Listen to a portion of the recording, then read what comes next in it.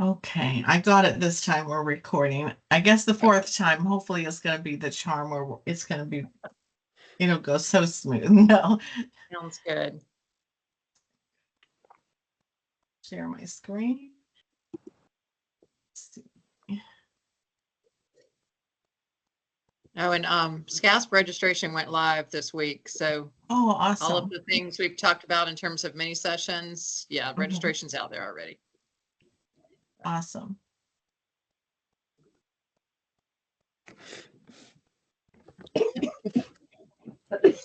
I'm gonna close the door in case there's a little background noise. Can you guys see my screen? Yes, I can see your screen. Yes, ma'am.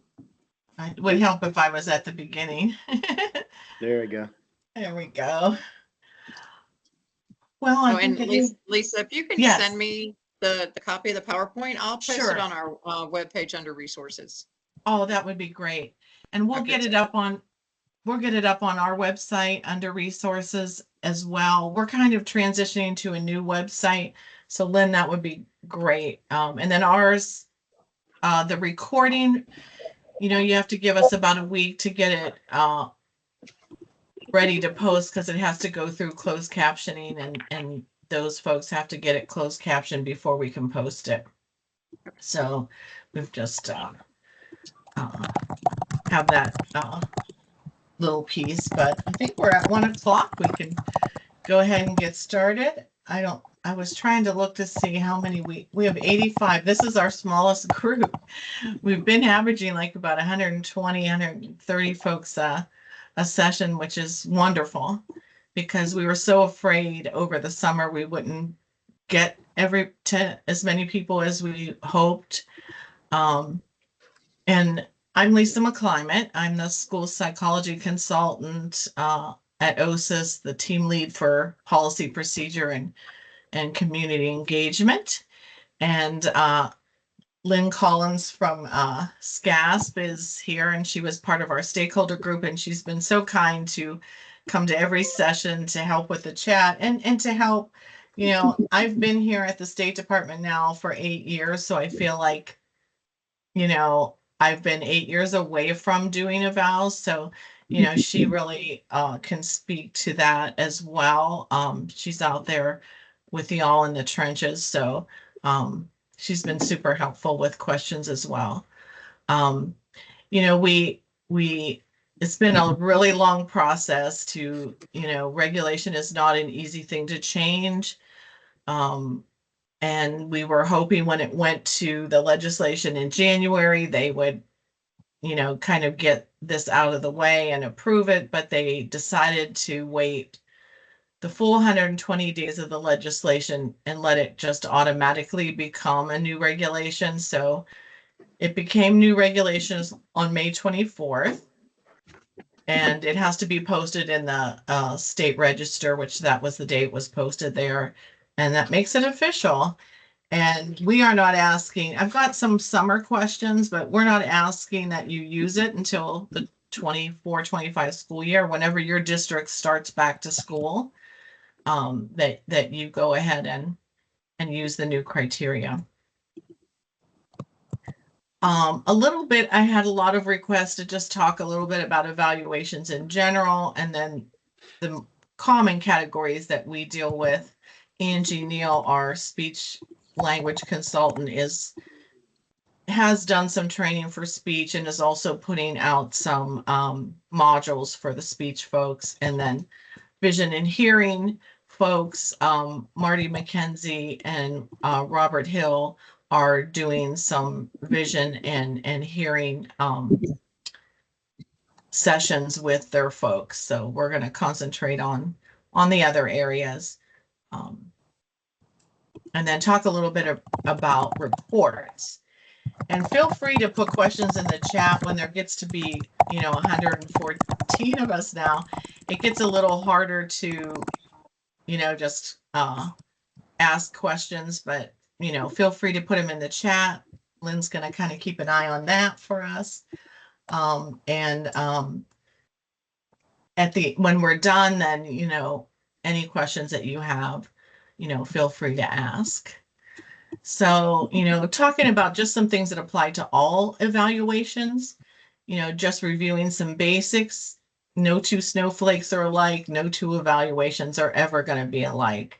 But there are certain aspects of evaluations that are relevant to all evaluations, regardless of the disability category. And that's one of those is the initial evaluation timeline. In South Carolina, we follow the federal guidelines and use the 60-day timeline, and that's a 60 calendar day timeline, which includes holidays and weekends. We've talked a lot in the stakeholder group as well about, maybe changing that to like a 45 school day timeline, which would mean we wouldn't have to count holidays and weekends, but that's a different regulation, and that would be going through the regulation process again. So, maybe in the future, we can take a look at that. And just that reminder that our indicator, we keep indicator 11 data, and that is data for making sure evaluations are done within that 60-day timeline. And that doesn't mean you've written your report. It just means that within that 60-day timeline, on or before day 60, you've completed all the evaluation components that were mapped out in your evaluation planning. And that would be, whoever does, if there's speech, if there's OT, if there's school psychs all working on a comprehensive eval, whoever's done the last piece of that evaluation, that's your timeline end date. It could be on day 60. You pick up on the little thing. So Go ahead. And just repeating that, sure. Evaluations need to be conducted in that 60-day timeline. It's not the eligibility date. It is just the timeline is just for completing a comprehensive evaluation. So that's if the last thing that was done when you did the evaluation planning, you said we're going to do, school psych is going to do these assessments, speech is going to do this assessment, OT is going to do this assessment. The last person to do the last piece of that evaluation planning, even if it's just an observation, that ends the timeline. So, it's not when you hold the eligibility meeting. You have 15 business days, and that's considered to be work days, to hold the eligibility meeting once the evaluation is complete. So if you finished your eval, last observation on day 60, you have 15 days from that day to hold the eligibility meeting. If that makes, and why it's calendar days and business days, that was before my time at the State Department. The 60 days is federal guidelines. The 15 days is South Carolina. Just to clarify, your school district may hold you to tighter timeframes. Correct, Lisa?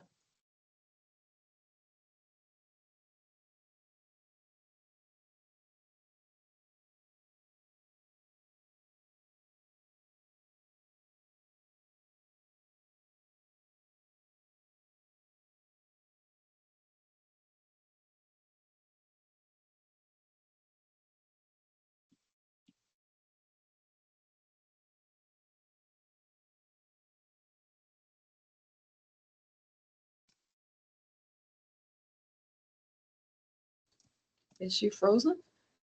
Yeah, I was wondering if it was just me. Yeah, Lisa, I don't know if you can hear us or not, but you froze.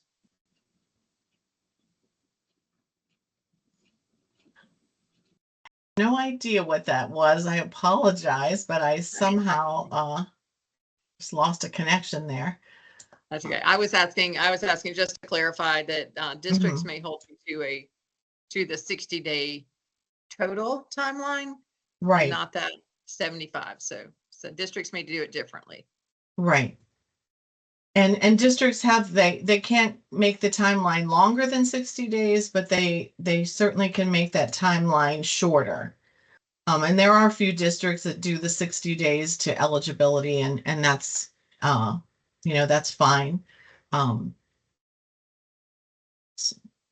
Last time I did this, the presentation, my computer decided to restart automatically. So I don't know, there's a little bit of a hiccup in every meeting.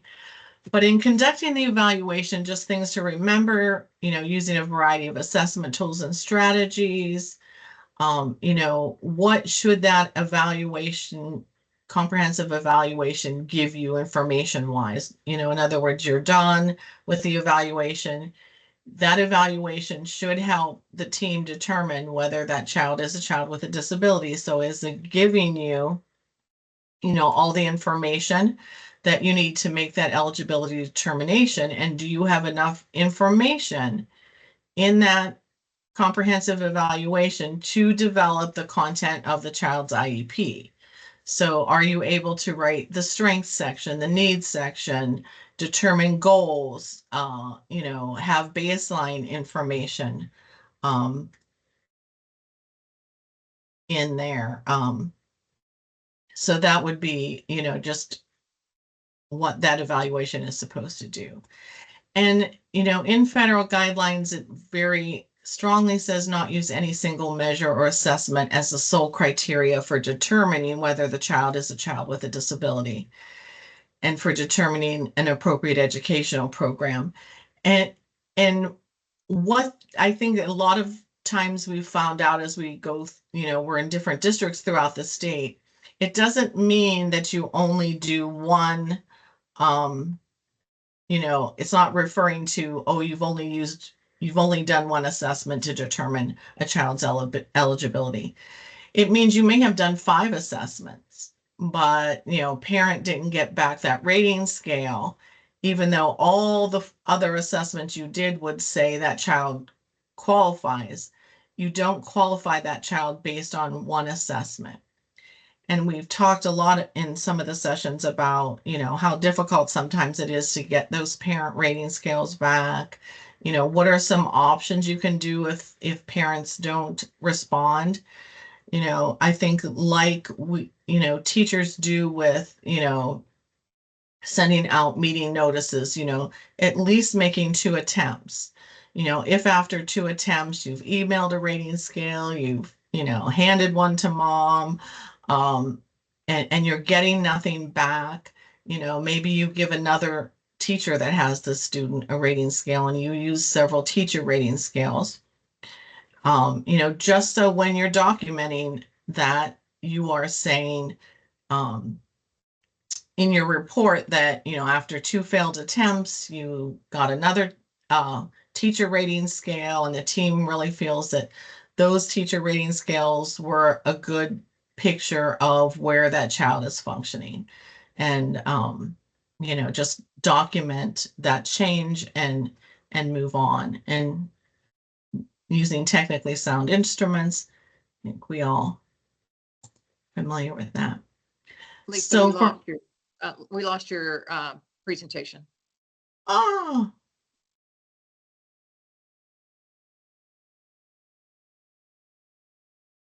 okay, we should be back. There we go. It's back. Thank you. You're welcome. We moved and we're at the State Farmers Market. We have a beautiful new office and we're just kind of working out all the bugs. And so that's been fun. We've got little mice. We've got a few other critters that have probably sneaked in when the building doors were open for construction, but it's been an interesting process. But for all disability categories, so every disability category this applies to, the determinant factor for making that determination is the lack of appropriate instruction in reading or math, limited English proficiency, then, we're not looking at whatever suspected disability. We're not looking at it becoming a disability under IDEA if that determinant factor is one of those. And also if the child does not otherwise meet the eligibility criteria. And we've had some questions, as we've gone through the process is, what if the child doesn't meet the criteria, but the team says, well, we still feel this child has a disability. The team doesn't override the fact that the child does not meet the eligibility criteria. The child has to meet the eligibility criteria to be eligible. That's not a team override decision or the team saying, well, we feel it is a learning disability, or we feel it is, whatever disability you're looking at. So. And then for specific learning disabilities, we have a few additional what a lot of folks say is rule outs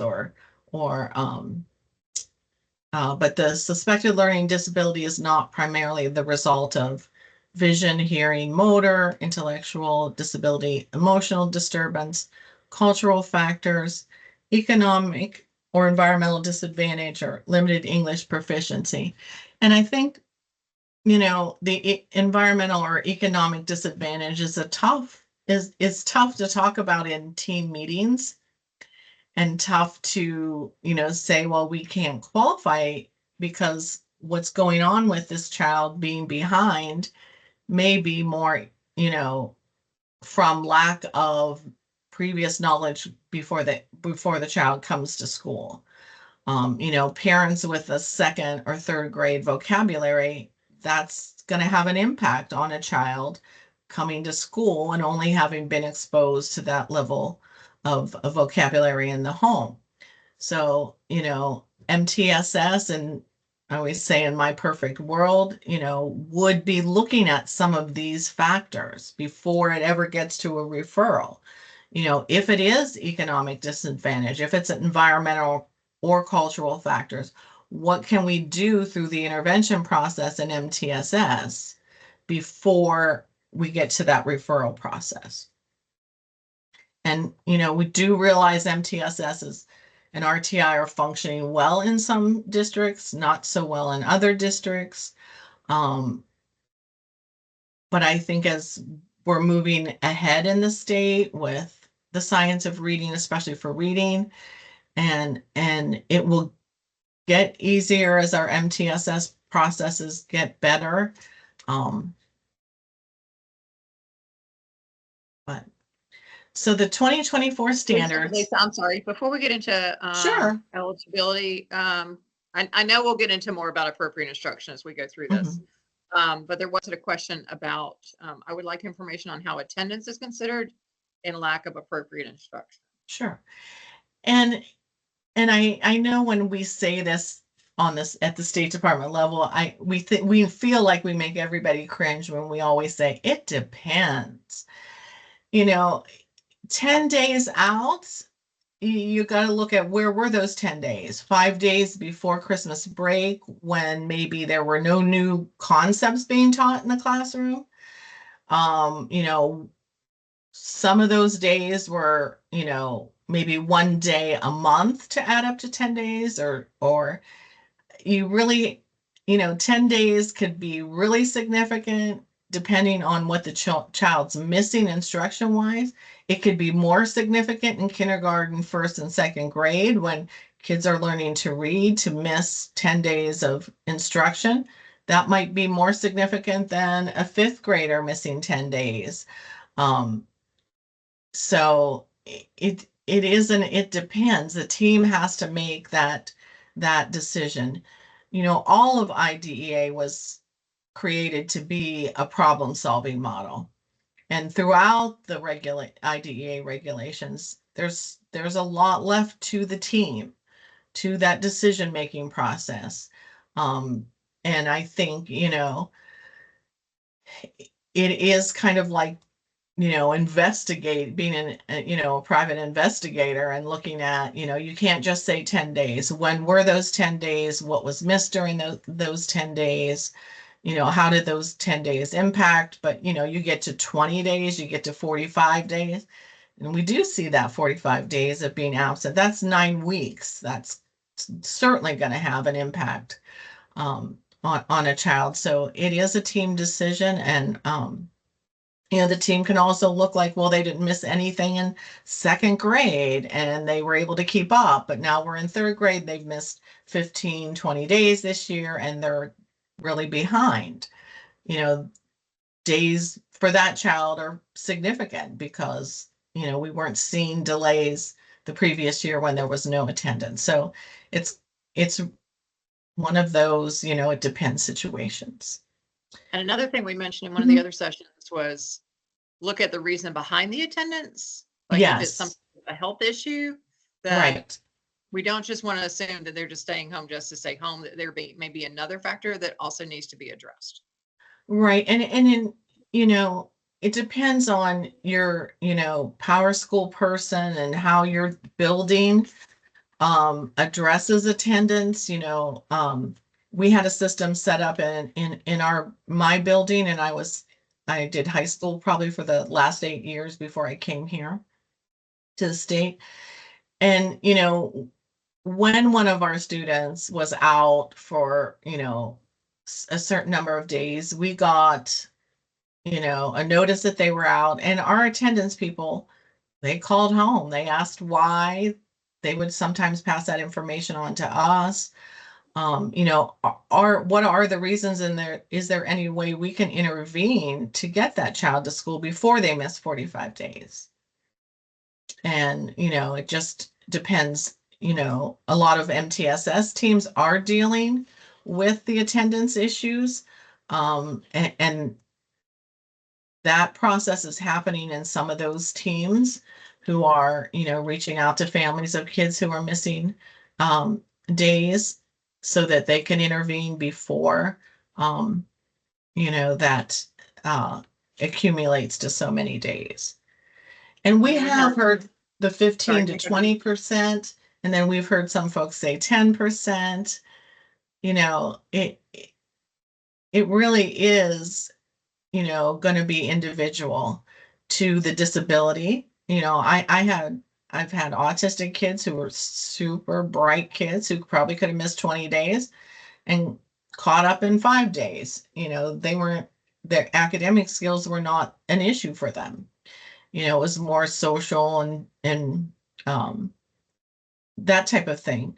So, you're going to have to look at the child and how impactful what they missed has been on them educationally. Where are they, in comparison to other students, and that type of thing. And then one more, could we define cultural factors a little bit more? I think, and we're getting a lot of very different cultures, cultural groups in South Carolina. I've had kids that, very strict religious affiliations that, go home after school, they're in, church, or they're wherever they worship after school on weekends, don't always get homework done. It's not an option for them not to go, to church. I've had kids that, have gotten put out of school, girls especially, because, I've had a male teacher who's like, they won't look at me when I speak to them, and I've written them up twice for that. And maybe culturally it's not appropriate for some religions for the girls to, look at, a male adult when they speak to them. I mean, that's a pretty cheesy kind of an example, but, some of the examples that I've worked with in the past is just the amount of time some kids have been required to be in church. And it really has affected what, homework, studying, and that type of thing. And that's probably the biggest one I've ever worked with, is that issue, if that makes any sense.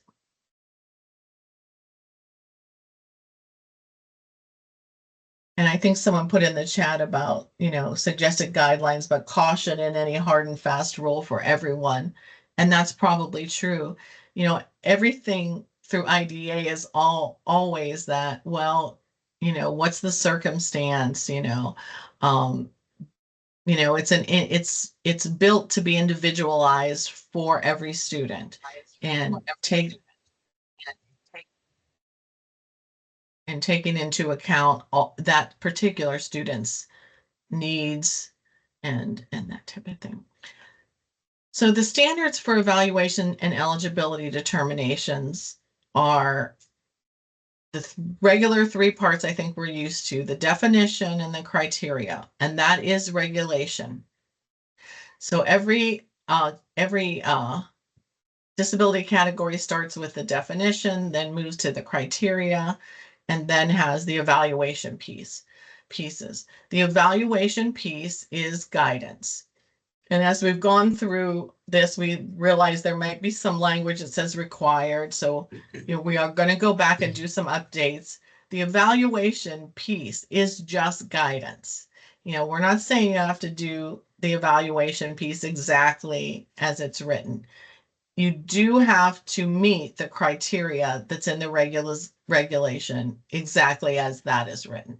But the evaluation is just guidance. It's what the stakeholder group felt were the most relevant assessments and information, observations, interviews, whatnot, that was needed to make a determination of eligibility and answer those criteria questions.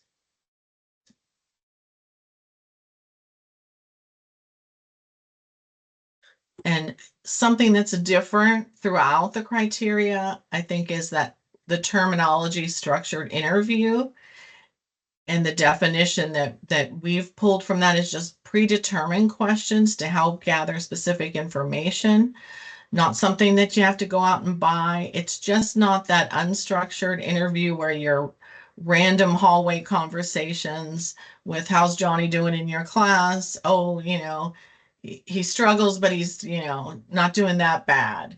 It's just a way to gather more useful information instead of just asking those simple questions. It doesn't have to be a laundry list of questions, just questions that will help you better understand the child that you're evaluating. We look at a lot of initial evaluations and when we monitor, we don't see a lot of, interview information. And, then when we do, we see a lot of school psychs using some really great structured interview questions they've created on their own. And I believe this one I stole from a monitoring trip with permission of the school psych who did the eval. This was just a structured interview they were using, I want to say maybe for OHI, for ADHD, but, how does the student function in the classroom, in large groups, small groups, during unstructured time, independently, one-on-one? How does the student perform in your class on traditional measures of academic achievement, grades, tests, daily work, this kind of thing. And this doesn't have to be necessarily an interview you do in person. If you send it to the teacher and they fill out the answers and send back to you, interviews, observations, not specifically defined in IDEA as they have to be done a certain way. So, as trying to, we've got a shortage. That's a reality we're living with. And that shortage is impactful because most of you probably have more evaluations than normal. How can you streamline that? You can Google structured interviews, for school psychologists. There's so many that people share out there for just about every disability category.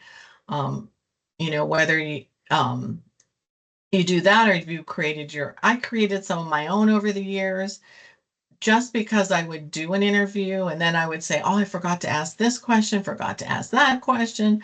Shoot, I should have asked this question. So I kind of, would pull some of these together. And sometimes you're short on time and you send it to the teacher. have them fill it out and get it back to you. And that's fine. So Lisa, are you Yes. saying that this is, could some of this information be what's discussed during the referral planning meeting, or does this need to Sure. be a little more in depth than what we No. take in the referral planning meeting? No, in fact, I would do I would have these structured interview questions, and after the referral planning, and I would go back, I would just take out all the questions we've already answered in the referral and planning. I just leave any questions that I still thought I needed some answers to. And so I would tweak them for every situation, just, remove what I've already got the information for, and then add anything additional I learned from the referral and planning, like that I would want to ask maybe some of the gen ed teachers, or questions that came up in that referral planning that I might want to ask the parent, independently, and maybe not in that group of everybody else. So it's really just more to make you aware, that you get lots of great information from interviews, and just not to, just to make that an area where you put a little more thought into. But multiple disabilities. So multiple disabilities really has not changed. Just the emphasis on, both if you're using multiple disabilities, then, it's pretty too severe, areas of disability. And, it's not an SLD speech person kiddo. It's somebody that maybe is orthopedic impaired, intellectually disabled, and it was more relevant when our EFA funding, that's the funding base that the state uses to fund districts for disability categories for students. Some areas used to be funded or weighted, we would say weighted more than others. So multiple disabilities was one of the higher weighted categories. So, if you use that, the district could pull in additional funds over, maybe saying, two separate disabilities alone. And so we got a lot of SLD speech, sometimes because speech was weighted at higher. But now all EFA funding, every disability category is a 2.6 weighted category. So the funding is the same regardless of the disability. So that's a little more helpful. Do we care or suggest either way that you use multiple disabilities, or that you just use a primary and secondary? That's really up to the team. For me, I just did not like the fact in the old Enrich that if I did multiple disabilities, it didn't really say on the IEP what those were, and you really had a difficult time kind of figuring out what the disabilities for the child would be. But that is totally a team decision. And the criteria really hasn't changed, except, evidence that child meets eligibility requirements for two or more of the following categories. And we did add speech language, which was not in the original criterion. We had a lot of feedback that there were kids that did have significant disabilities, traumatic brain injury and speech, orthopedic impairment, speech. And we really just didn't want to, limit what a team felt was multiple disabilities if they chose to use the category. So Lisa, can you please repeat the comment about the weighting?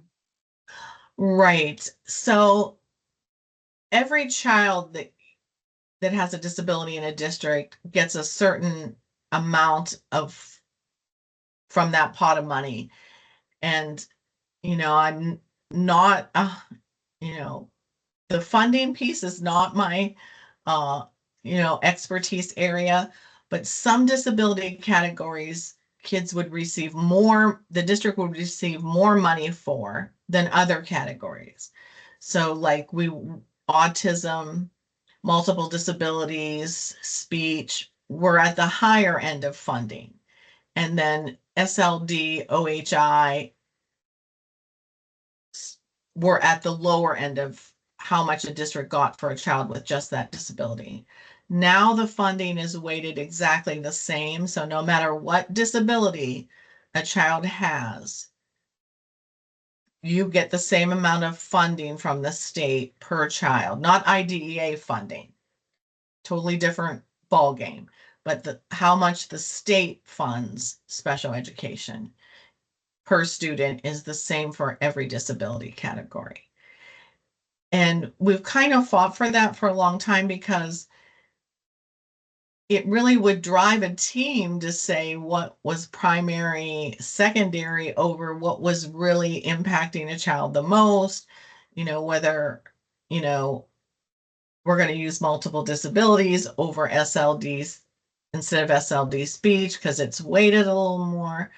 And that's not always, the best way to look at, what's really going on with this child, not how is funding affected. And overall, every district has, a very similar percentage of more significant disabilities, less significant disabilities. So the bigger picture is they're getting basically the same amount of money. It's just coming filtered through a little differently. I don't know if that was any better than how I previously said that, but I think that clarified it. it's, and then, for multiple disabilities, there has to be that adverse effect. And you have to meet the requirements for the individual disability categories that will fall under multiple disabilities for the specific student. So in other words, if you were OHI and ID, you would have to meet the disability criteria for OHI and then for ID as well.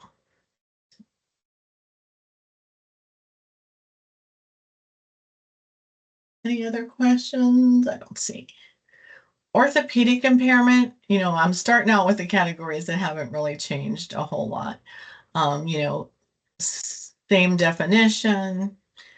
What we did change was that you need that comprehensive written report from a licensed medical provider instead of a physician, a licensed physician only. It can be from a licensed physician, a physician's assistant, or a licensed nurse practitioner documenting a diagnosis of orthopedic impairment. We definitely know for some disability areas or, some medical conditions, there's not a ton of maybe doctors that specialize in certain areas. And so they may have a physician's assistant, they may have a nurse practitioner who may write out, do all the paperwork for the school. And, I guess we maybe assume that districts would say, oh, it's not a licensed physician, but it is the physician's assistant that works in that office. We can accept that. But districts were saying, no, they couldn't accept that. Having parents go back and get that licensed physician to make that, to write out that diagnosis or sign off on it. And they were often charging parents additional money to do that. And so we tried to open that or widen that medical provider area so that it might be more helpful. And same as before, caused by congenital anomalies, disease resulting from conditions such as cerebral palsy, amputations, fractures, burns. Really it hasn't changed. Every list where we say et cetera, especially, is not exhaustive, so it's just that the list is too big to put on, in a document. And there's probably always going to be something, that we'd leave off if we did that. And then adverse effect of the disability on the child's educational performance and that impact of the disability requiring specialized instruction. And that is new because used to be that, at least for like orthopedic impairment, we have it as number 2 and 3 in the criteria. It was always one area, one criteria piece. There was an adverse effect, it requires specialized instruction.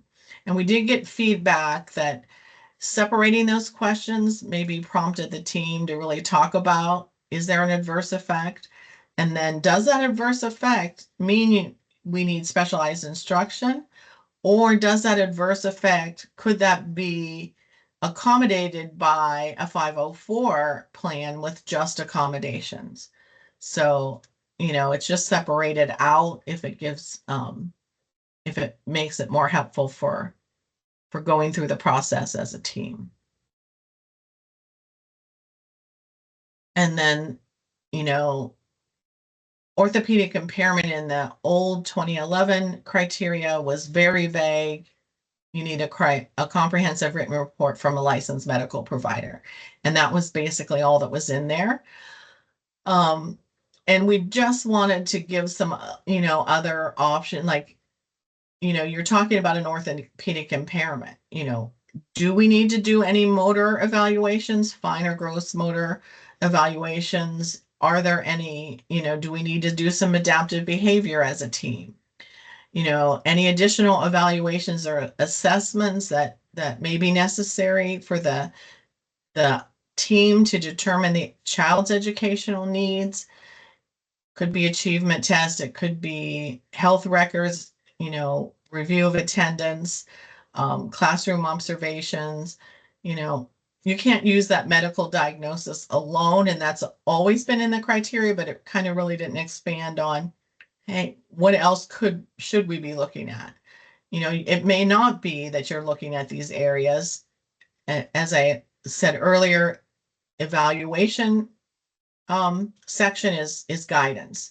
There's just some guidance for the team. Do we need to look at these areas or do we have enough information already? That's a team decision as well.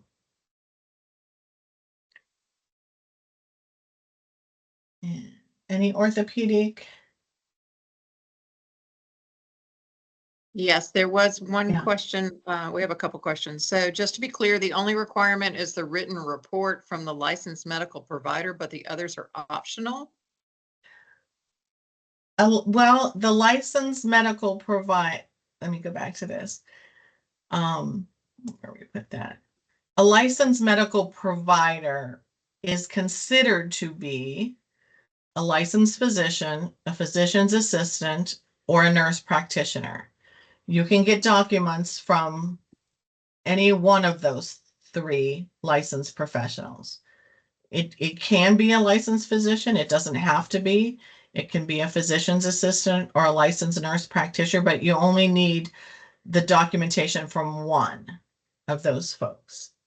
But I don't know if this is what you mean by, Catherine, by this question, but the report from the physician alone is not sufficient for eligibility purposes. Correct. I don't know if that's what you were asking. And And then there was you something have about, I'm still confused about the 2-prong eligibility. So it's 3-prong or 2 of those questions combined as 1? It's still 2-pronged. Do they meet the eligibility criteria and do they require specialized instruction? And that's the 2 prongs. But, we're just saying more helpful is for the team to look at that adverse effect. And does that adverse effect, how is that? That's really your impact statement. There has to be an adverse effect. There has to be an impact of the disability for the student to qualify. And then there also has to be, we tried to stay away from prong 1 and prong 2 because OSIP is staying away from it now. And they're not really kind of using the language. So, we're thinking of, you have to meet the criteria to qualify, but you also, to qualify, have to have that adverse effect. You can have the disability, doesn't mean you require special education services. Those are the two prongs. But the criteria, we just kind of spread it out for the team because we don't see a lot of reports that kind of target that. What is the adverse effect that is requiring the specialized instruction? So our thought was to, you know, and it was actually the stakeholder team that thought separating that into two would just maybe get more to that team really getting down to what is that adverse effect and does it require specialized instruction?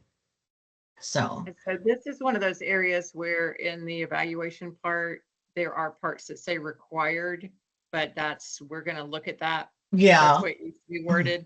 But Yeah. as long as you have something other than that license, that medical statement, you do still have to do some type of an evaluation to prove that adverse effect and that educational disability. So that's what some of the questions are getting at. right. And You- we'll you get have to do that. Everything that's listed under evaluation, not Yeah. necessarily, but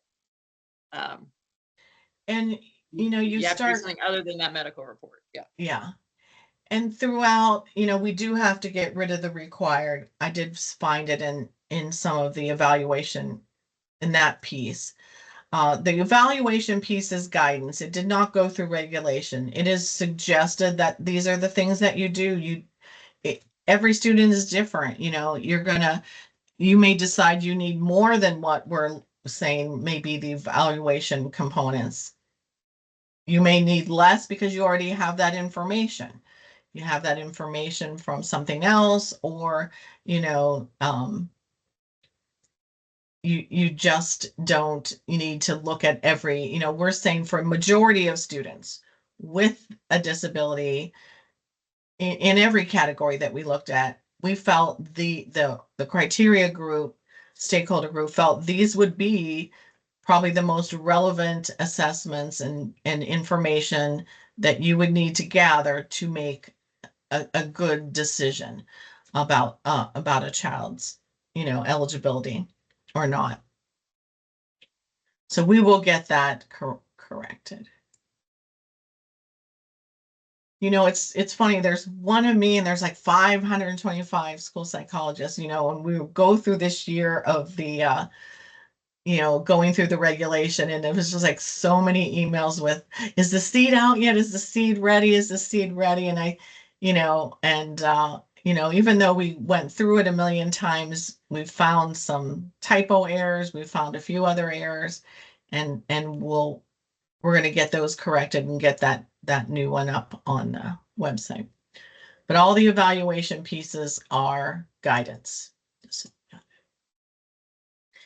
And I think autism spectrum disorder was probably the most emails I've gotten in the last 8 years. Like, do you realize that in 2013, the DSM, went to autism spectrum disorder? They don't use Asperger's. We don't use PDD, NOS anymore. And so, that's what is missing from here is, Asperger's and PDD. We're more aligned, I think, with what the DSM is. We shouldn't be getting kids coming in with a new diagnosis of Asperger's. It's not in the DSM. It's not, it shouldn't be used. But, we've talked, I had kids with diagnosis of Asperger's that you probably will have to call Asperger's because that's part of their autism, is that they've had that, they've been told for so many years that it's Asperger's, and there's a lot of explaining about, well, now we're calling it, we're calling it autism spectrum disorder, and, we're looking at where a student adult falls on that spectrum, at the low end or the high end, and where in between. So, but the definition we have changed because of Asperger's and PDD, not getting that out of the definition that was in there prior prior seed. And I think it's just more cleaned up, we're looking at, evidence that the child meets educational criteria for autism indicated by, those social communication and social interaction deficits across multiple contexts. And I think we did add the currently or by history for all the high school sites who, made some comments about, they've gotten some high functioning autistic kids for an initial eval, not often, but who might not have had who might not, at 15 or 14,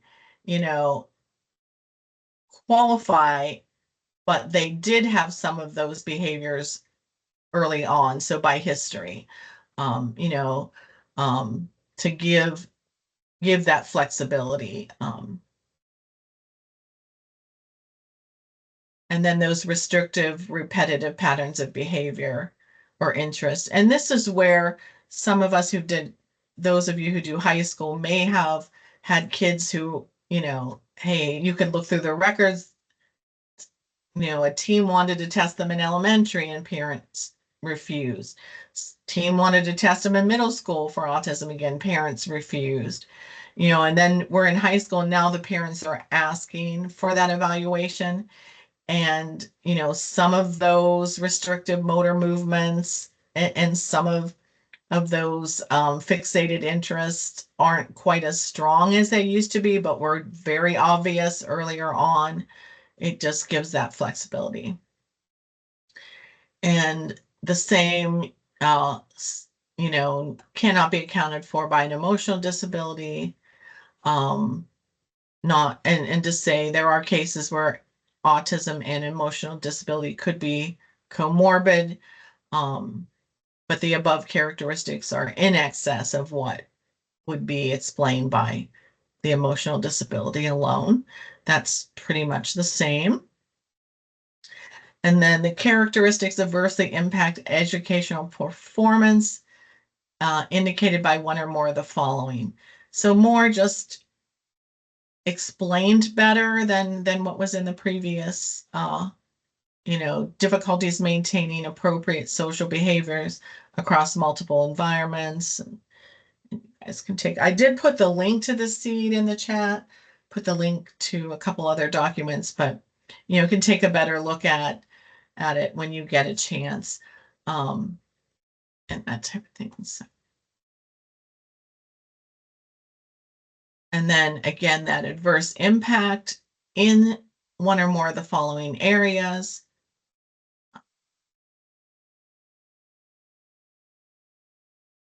And, there was a lot of conversation on autism and, I know that what I'm hearing from a lot of the psychs out in the districts is they're getting so many after COVID autism outside of evals and that type of thing. But,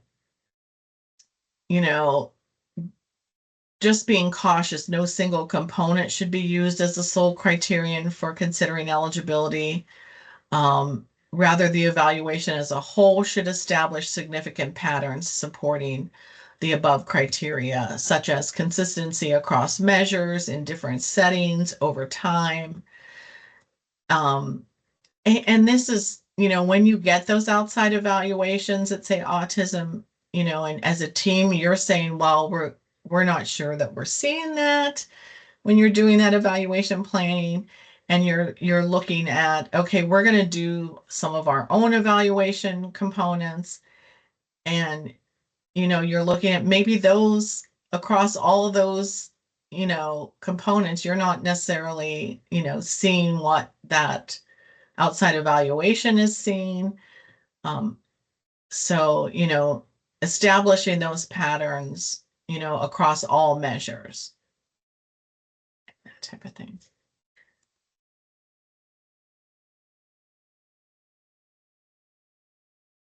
And then the evaluation pieces, haven't changed. Maybe clarified better your health and developmental history, which is, in every disability category. a review of records, the structured parent interview. And for those for those districts that do use the ADOS, that the parent interview, the teacher interview, and the ADOS, that really covers these areas. But, a structured parent guardian interview, the teacher interview, and 3 30-minute behavioral observations of the student in at least 2 environments on 2 different days by more than one member of the multidisciplinary evaluation team. And that was put in there very specifically because the stakeholder group said, we do feel that we need 3 observations. This is a pretty significant category. But why do we have to be the ones that do all 3? But if it doesn't specify that it's in the 2011 criteria, so could we add something that says at least one other member of the team has to do one of those 3 observations? And that really is relevant because you don't always want one person's observational perspectives. Getting somebody, whether it's your school counselor, whether it's, one of your assistant principals or an administrator to do one. It's just helpful to have that other view. But observation can take place, same as always, classroom, home, recess, lunch, small groups, large groups, wherever, you feel that it's relevant for you to gather observational information.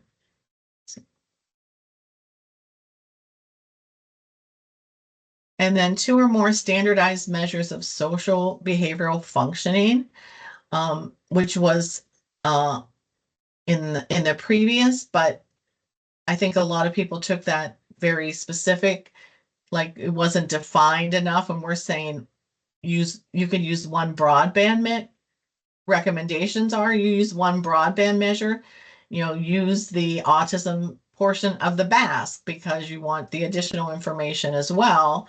And then maybe in one measure that is designated to capture specific features of autism. So they could be direct assessments, observational instruments, standardized rating scales, whatever you feel as a team is going to best give you the information you need to make, decisions for the student you're evaluating. And a standardized adaptive behavior scale as well.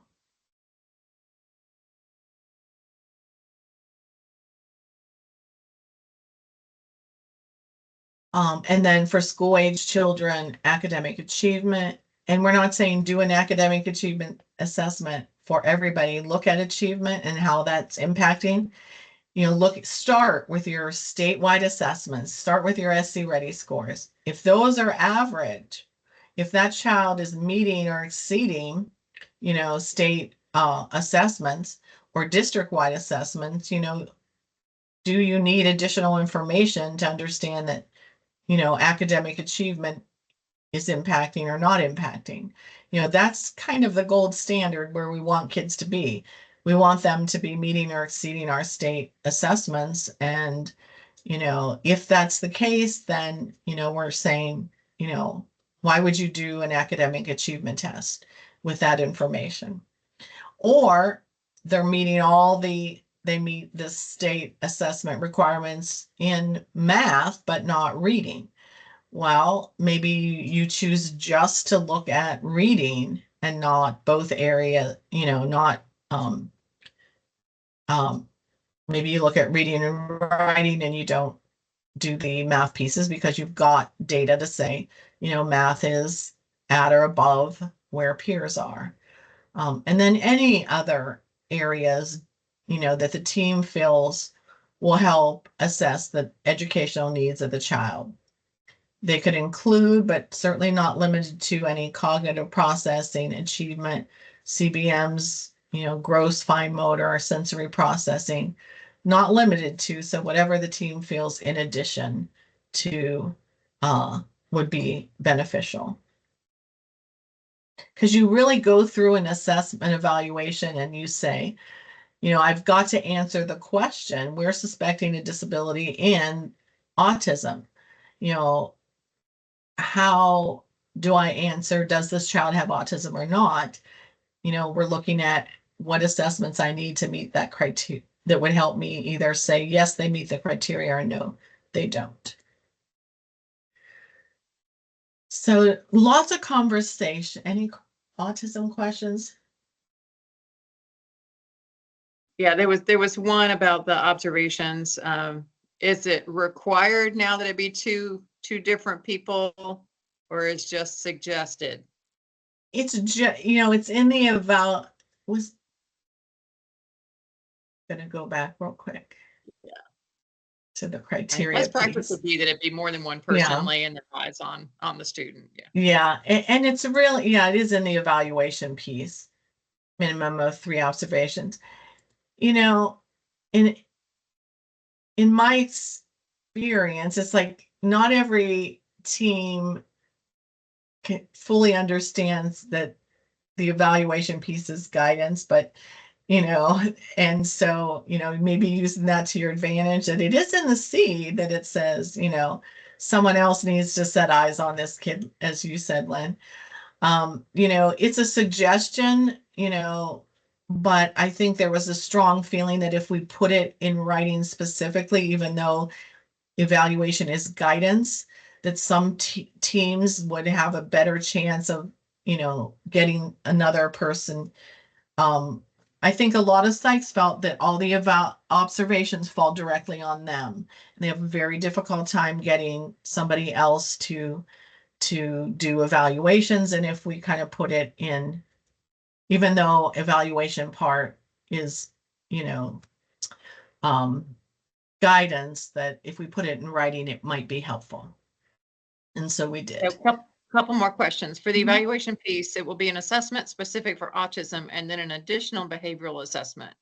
Could that be the social emotional composite on Vineland or BDI?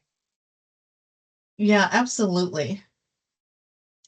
And that then was just when we just were to clear- saying go ahead. the Go ahead. broadband, and then one specific. So, yeah.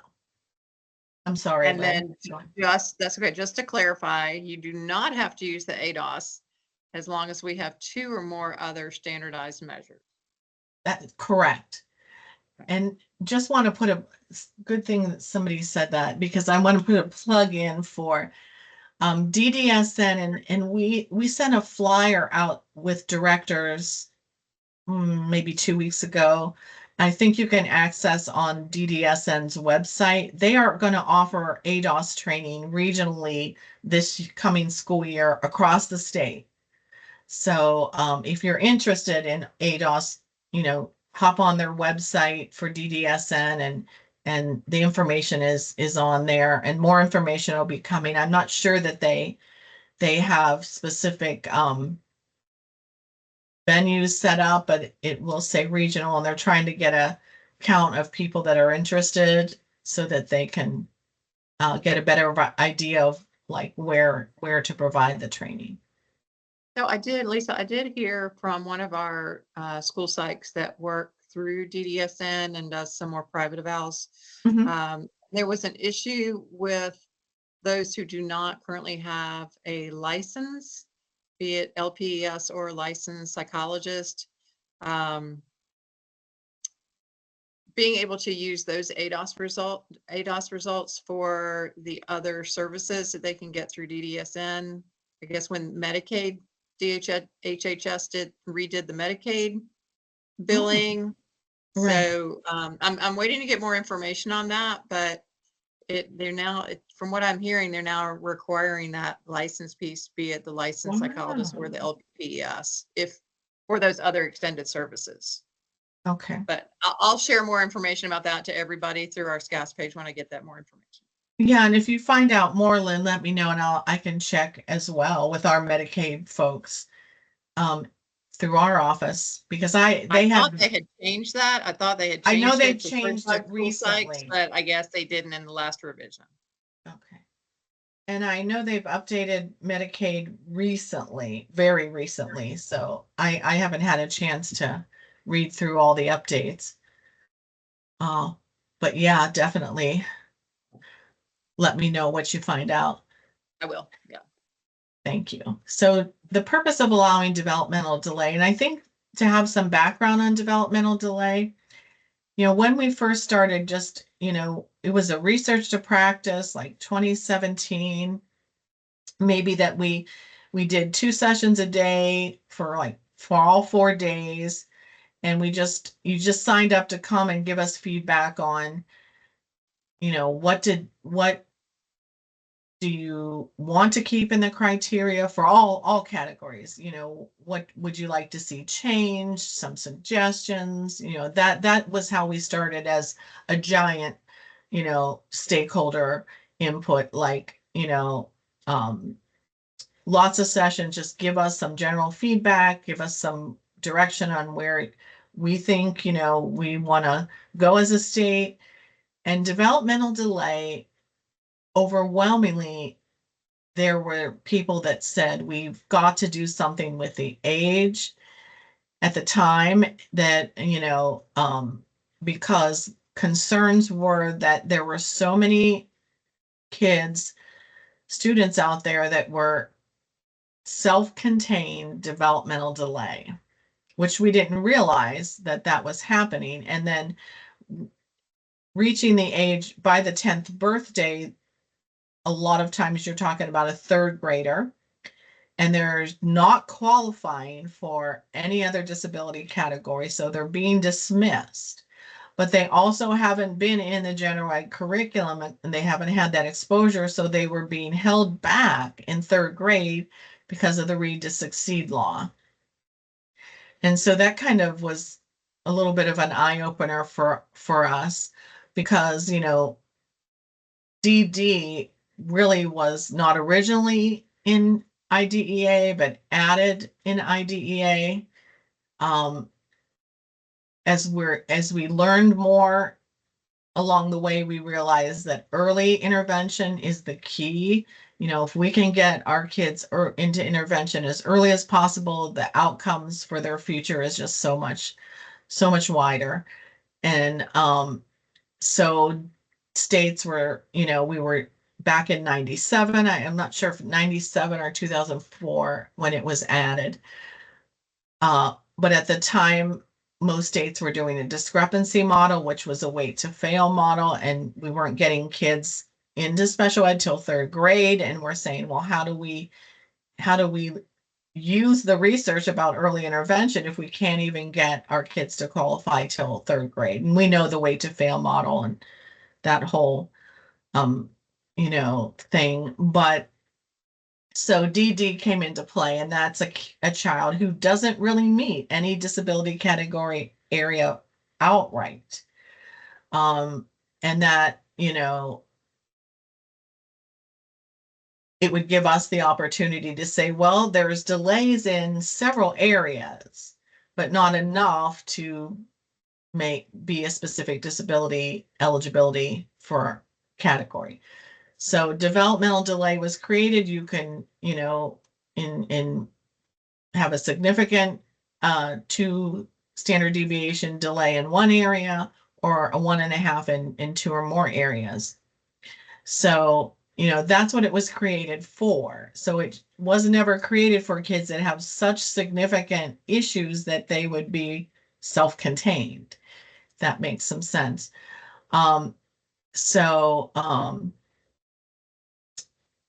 If a child meets another disability category, you can use that disability category.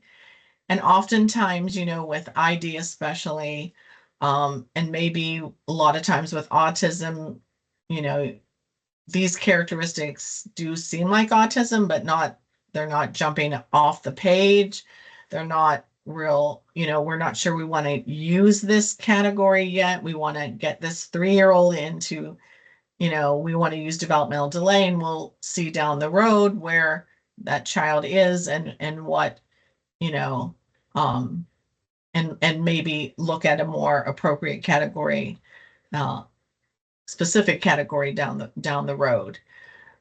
So, you can use DD even if a child does meet another disability category, but you can also use that disability category. You know, I've had some, and I've kind of given these same examples, but you know, often, not often, but you know, sometimes you have a kid that's, you know, coming in for a preschool eval, and you know, they're definitely autistic. There's not a question. The team is not questioning that diagnosis. Does a parent have the right to deal with that, have the knowledge that their child has autism, be able to access outside additional services and supports for autism? You know, that's you know, what the team needs to be considering when they're debating between developmental delay and an actual disability category. I had a student, the one and only preschooler I think I ever made ED, but he was 4 years old, and he was killing every animal in the neighborhood. He would skin them. He would do some really horrible things. There was no question that there was some really serious, you know, and you know, what is on the front of that IEP, we look at developmental delay and we say, well, you know, that's not too serious, you know, but for the team that did for us when we had this little 4-year-old, we wanted to make sure that when somebody looked at that IEP, if it went beyond, if the family moved another district, you know, got a hold of this IEP, this is a significant child. You know, we are saying this child at 4 years old has an emotional disability. You know, those are just some thought processes. You know, it's definitely, you know, I'm sure each district has some input on, you know, how you use this category and when you don't. Um, but just some things to consider for DD. You know, the definition is the same. And we had a lot of feedback for, you know, you can use it, you can label a child with DD up and, you know, to the age of 6, and then after 6, they can initially qualify, but they can continue to qualify up until their 10th birthday, 9 till their 10th birthday. And so we just kind of felt the team that really worked on developmental delay felt it needed to be very clear and easy. You can use DD from age of 3 through the age of 8, which means your 9th birthday. There's no initial qualifying date or age. If you wanted to qualify a 7-year-old, if you wanted to qualify an 8-year-old, that's a team decision.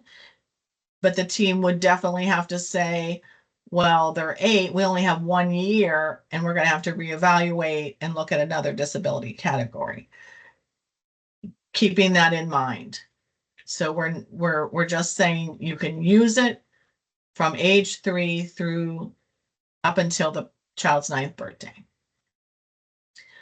And interesting in the process, because I was here when I wasn't here in South Carolina when developmental delay was through the age of 6, and that was it, 3 through 6. And so then it moved up to the age 10th till the 9th birth. That's why that category was so difficult. Up until the 10th birthday, I was here then, so I didn't realize we had been at 6. And yes, just we had a question. No, you do not have to go in and immediately reevaluate all of your students who are DD, who are turning 9 this year. They just reevaluate them the next time around, but as long as they're reevaluated by their 10th birthday for those who are currently DD.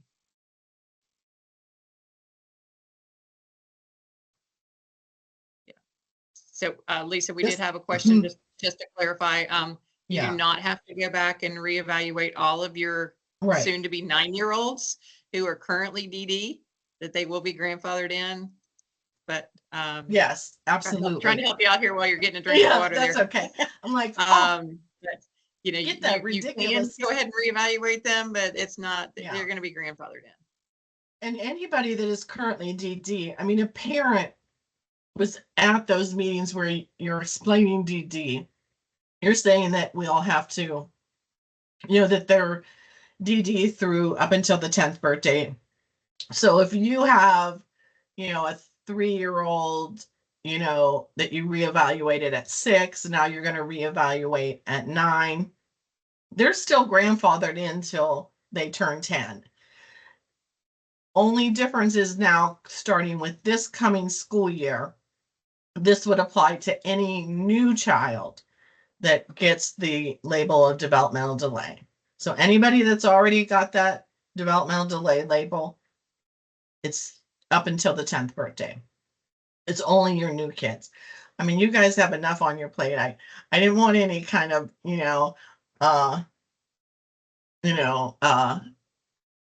emails that's like, what are you doing to us? No, we don't want you to reevaluate anybody that's already DD that doesn't need, and it's a team decision. If they come up at 8 years old, it's always a team decision. Well, we really, probably have a great idea this kid really is autistic.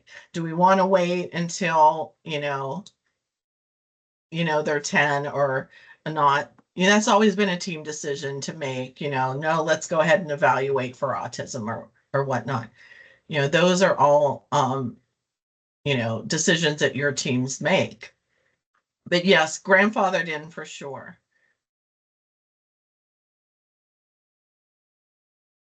And then the criteria basically is the same.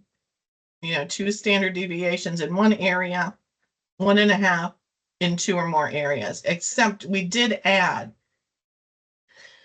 a 40% delay in one area or 25% or greater delay in 2 or more areas, because we did provide training. Maybe 2 years ago, we got a grant and we offered every district to train a team in transdisciplinary play-based assessment. And that assessment gives you percent delay and not standard deviations. And so there were already quite a few districts who already do the TPBA and really pushed for us to say, hey, we don't want to do additional assessments trying to get that 2 standard deviations, or try to, can we do the 40% delay or the 25%? And that's fine for that. So that's really basically all that's changed in the criteria. That. And the evaluation pieces are, pretty similar to what they've been. The developmental history, your assessments to document those delays. Again, we added the 40% delay in one area and the 25%, and then the structured observation, in a typical or otherwise appropriate setting, such as one with typically developing peers. And, the setting, could it be home? It could be daycare, it could be classroom. And we've talked a lot in some of the other sessions about, homeschool, private school kids, and how some observations, are done. And you're not always, going to get observations if it's are we able to go to a private school, preschool to get observations? Yes, but observations are not defined in IDEA. So can observations be a checklist? Can observations be, questions that somebody answers? Absolutely. So, where there's flexibility in IDEA, and that is definitely one area where observations are defined. And during COVID, that was one big area, that was hard to do. If you were doing any online assessments, you can just observe the child while you were doing assessment. But for observations, again, the evaluation components are guidance. When there's no way to get information, you're just going to have to explain in your report how, the attempts were made, or this child is, homeschooled, and that type of thing, and what information you were able to get. and what information that you couldn't get. So, EFA funding also kind of impacted a lot of districts using DD primary and SLI as a secondary because of the funding piece. But now that there's not a funding issue, you cannot be DD primary and SLI secondary because communication is the speech piece in DD. So if you qualified under maybe cognitive achievement and communication for DD, communication would be the speech piece. And so that would be the area that you're, I don't know why the different, being developmental delay was added, why they didn't use speech and they just kind of switched wording and used communication. I'm not sure, but, as far as, interpreting IDEA, it's interpreted as the same. Communication is the speech piece in developmental delay, not separate. And the same, with the exception, visual impairment, deaf, hard of hearing, or deaf blindness, you would have to use those categories for sure. Same as always for that. Any DD questions? And right, I think Pamela, you put in there if they're not in school or daycare, and that's where you would have to just explain in your report. Here's your observations of the child while you were evaluating them, but that they're not in daycare, they're not in school, grandma babysits, and you're not able to get that information. But all the other information you did gather would, lend itself to the team saying this child has a developmental disability.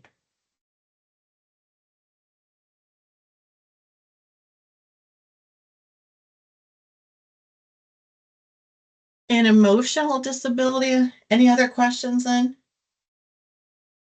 No, I'm surprised. This group isn't asking a lot of questions. No. compared to the other three groups. You guys feel free to ask the question, honestly. No, we don't mind at all. So ED really has not changed, at all. Definition's the same, most of ED is the same. We get asked all the time, how do you weed out emotional disability from social maladjustment? What does that look like? And, so we thought we would just touch on that just a little bit.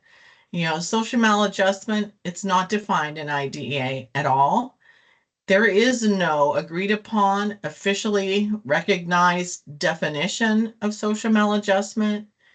It's typically viewed as a diagnostic category whose primary feature is that of conduct problems, in which maladjusted students choose not to conform to socially acceptable rules and norms. So that's probably the most common, definition-ish, that you see. Many researchers and practitioners agree that social maladjustment can be operationalized as a pattern of engagement in purposeful, antisocial, destructive, and delinquent behavior. And I think the purposeful, is one of the key words. Students with social maladjustment tend to view themselves as normal, capable of behaving appropriately and following school or social norms, especially when they choose to and when they choose not to. However, the distinguishing feature of social maladjustment is one of volition. In other words, these students consciously choose to break rules and violate norms, viewing these choices as normal and acceptable. This intentionality is considered to be the primary feature of social maladjustment. And, it's very difficult, some of these kids. And I think the difficult part for me when I was in the high school as a school psych is my administrator, they want me to qualify this student ED who has social maladjusted behavior because they want special ed to now be responsible. And hopefully they're not going to have to worry about this child as much, but, when I would look at some of these kids, I'd say, well, in this class, where, Mr. Johnson is very respectful of this student feels respected. There are no behaviors. This student can follow Mr. Johnson's rules every day, not have any issues. But when he gets in these other three classes, there's issues because this is a child that doesn't feel the teacher respects him, doesn't feel heard by the teacher, doesn't feel, and has some outward behaviors. And it's kind of that process of weeding out, hey, this student can follow rules and can follow school and social norms when, they feel that they choose to. It's probably the most difficult thing I thought I ever, always dealt with is, that piece of social maladjustment versus ED, especially the push to, provide services by my administrators. It's a tough situation. But basically, Can I jump back to a DD Sure. question? real quick? People are putting their questions in about that. What if it's articulation and not language? Does that still fall under communication as an area of delay? yes.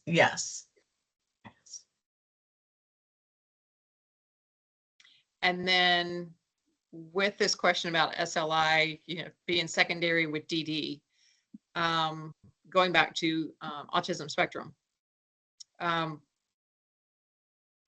We always have this discussion about should speech and language be assumed under ASD, or is it appropriate to call it a secondary category?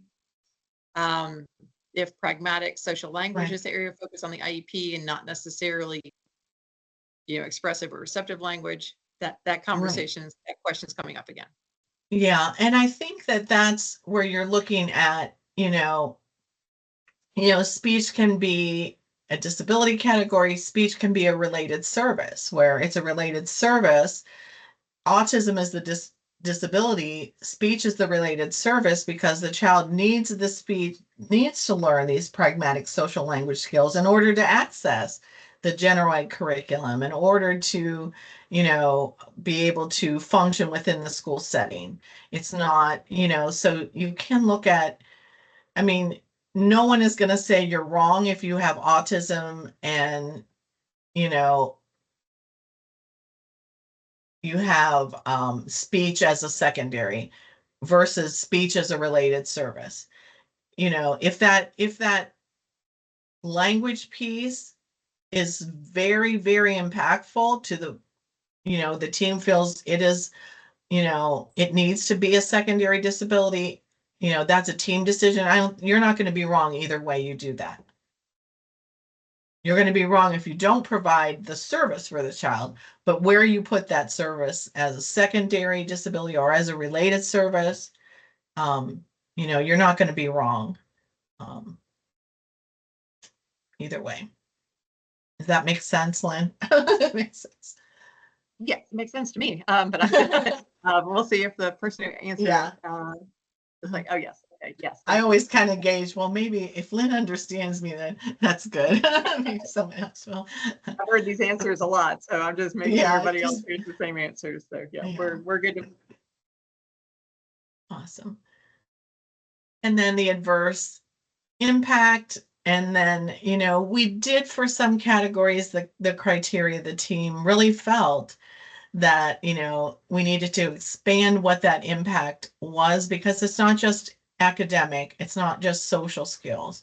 There's also, emotional regulation, coping skills, classroom behavior, adaptive skills, including some of those, functional communication, work ethic, study skills. Those are all adaptive and also vocational skills. You can have a high functioning autistic child that, is, SC ready scores are, higher than most everybody in their grade level. But vocational skills going into post-secondary part of their life may not be successful without working on those, coping skills, working on some of those adaptive and vocational skills. So, we just kind of expanded. So we just have the team that looking at, it's not just academic, it's not just poor social skills, but there's other reasons why there's an impact. If there's not an academic impact, there could be very well other impacts. Just to make you think, everybody think a little bit. But and then the evaluation components, this no single component as the sole criterion for eligibility. The evaluation should account for discrepancies across different sources of data. I think there was a lot of, feedback about, what a child does at home and what a child's doing in school. And, we're all about, that, how a child's doing in school. Are they able to access the curriculum and progress? So the same as before, health and developmental history, school records,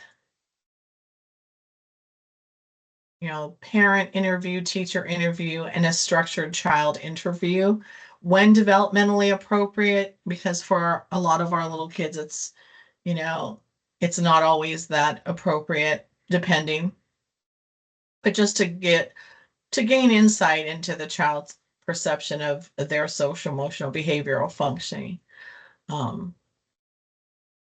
We often would see ED evals that, like, in a report, it never says that anybody ever really got any information from the child themselves. And sometimes they're the most, as you know, they can be brutally honest sometimes. And, 3 direct observations in 2 different settings across 2 or more days. And then, samples of behavior, anecdotal records, data regarding, frequency, duration, intensity, and then any social, emotional, behavior rating scales that the team would feel that they needed. That's all stayed the same. A self-report, when developmentally appropriate. And, if you needed achievement assessments, you would decide in that planning meeting, what all you needed. Documentation of the nature, frequency, and duration of interventions that have happened. We're looking at, how significant is the impact when you're talking about an emotional disability. At least 6 weeks of intervention, that's a recommendation within the school setting.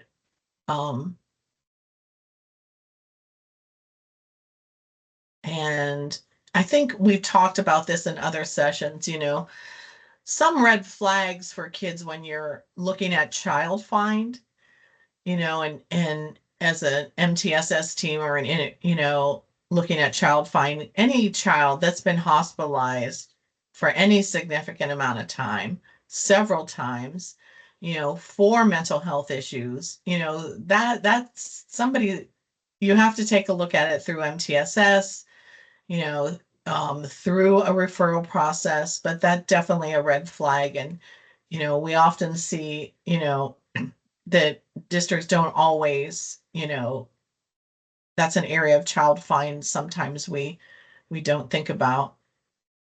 And then any additional,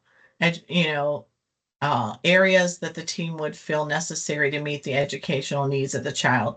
Because when we suspect a disability and we do that planning meeting, we really have to be thinking of, what are the child's needs? Are we assessing for all the educational needs of the child, related to the disability that we suspect, and any other additional needs that the team might have brought up in that referral and planning process. Any questions? Yeah, before we move on, I had a couple of comments that from previous things that I wanted to make sure I mentioned in this one, but there was a question before I get to that. For all categories, in my experience, we gather developmental history as part of the MTSS process. Just want to clarify that even though it is listed as a component of the evaluation, this is something that can be reviewed prior to the consent for Yes. evaluation. Right. Would it be the same for if the parent provides an outside evaluation and inclusion of academic history records?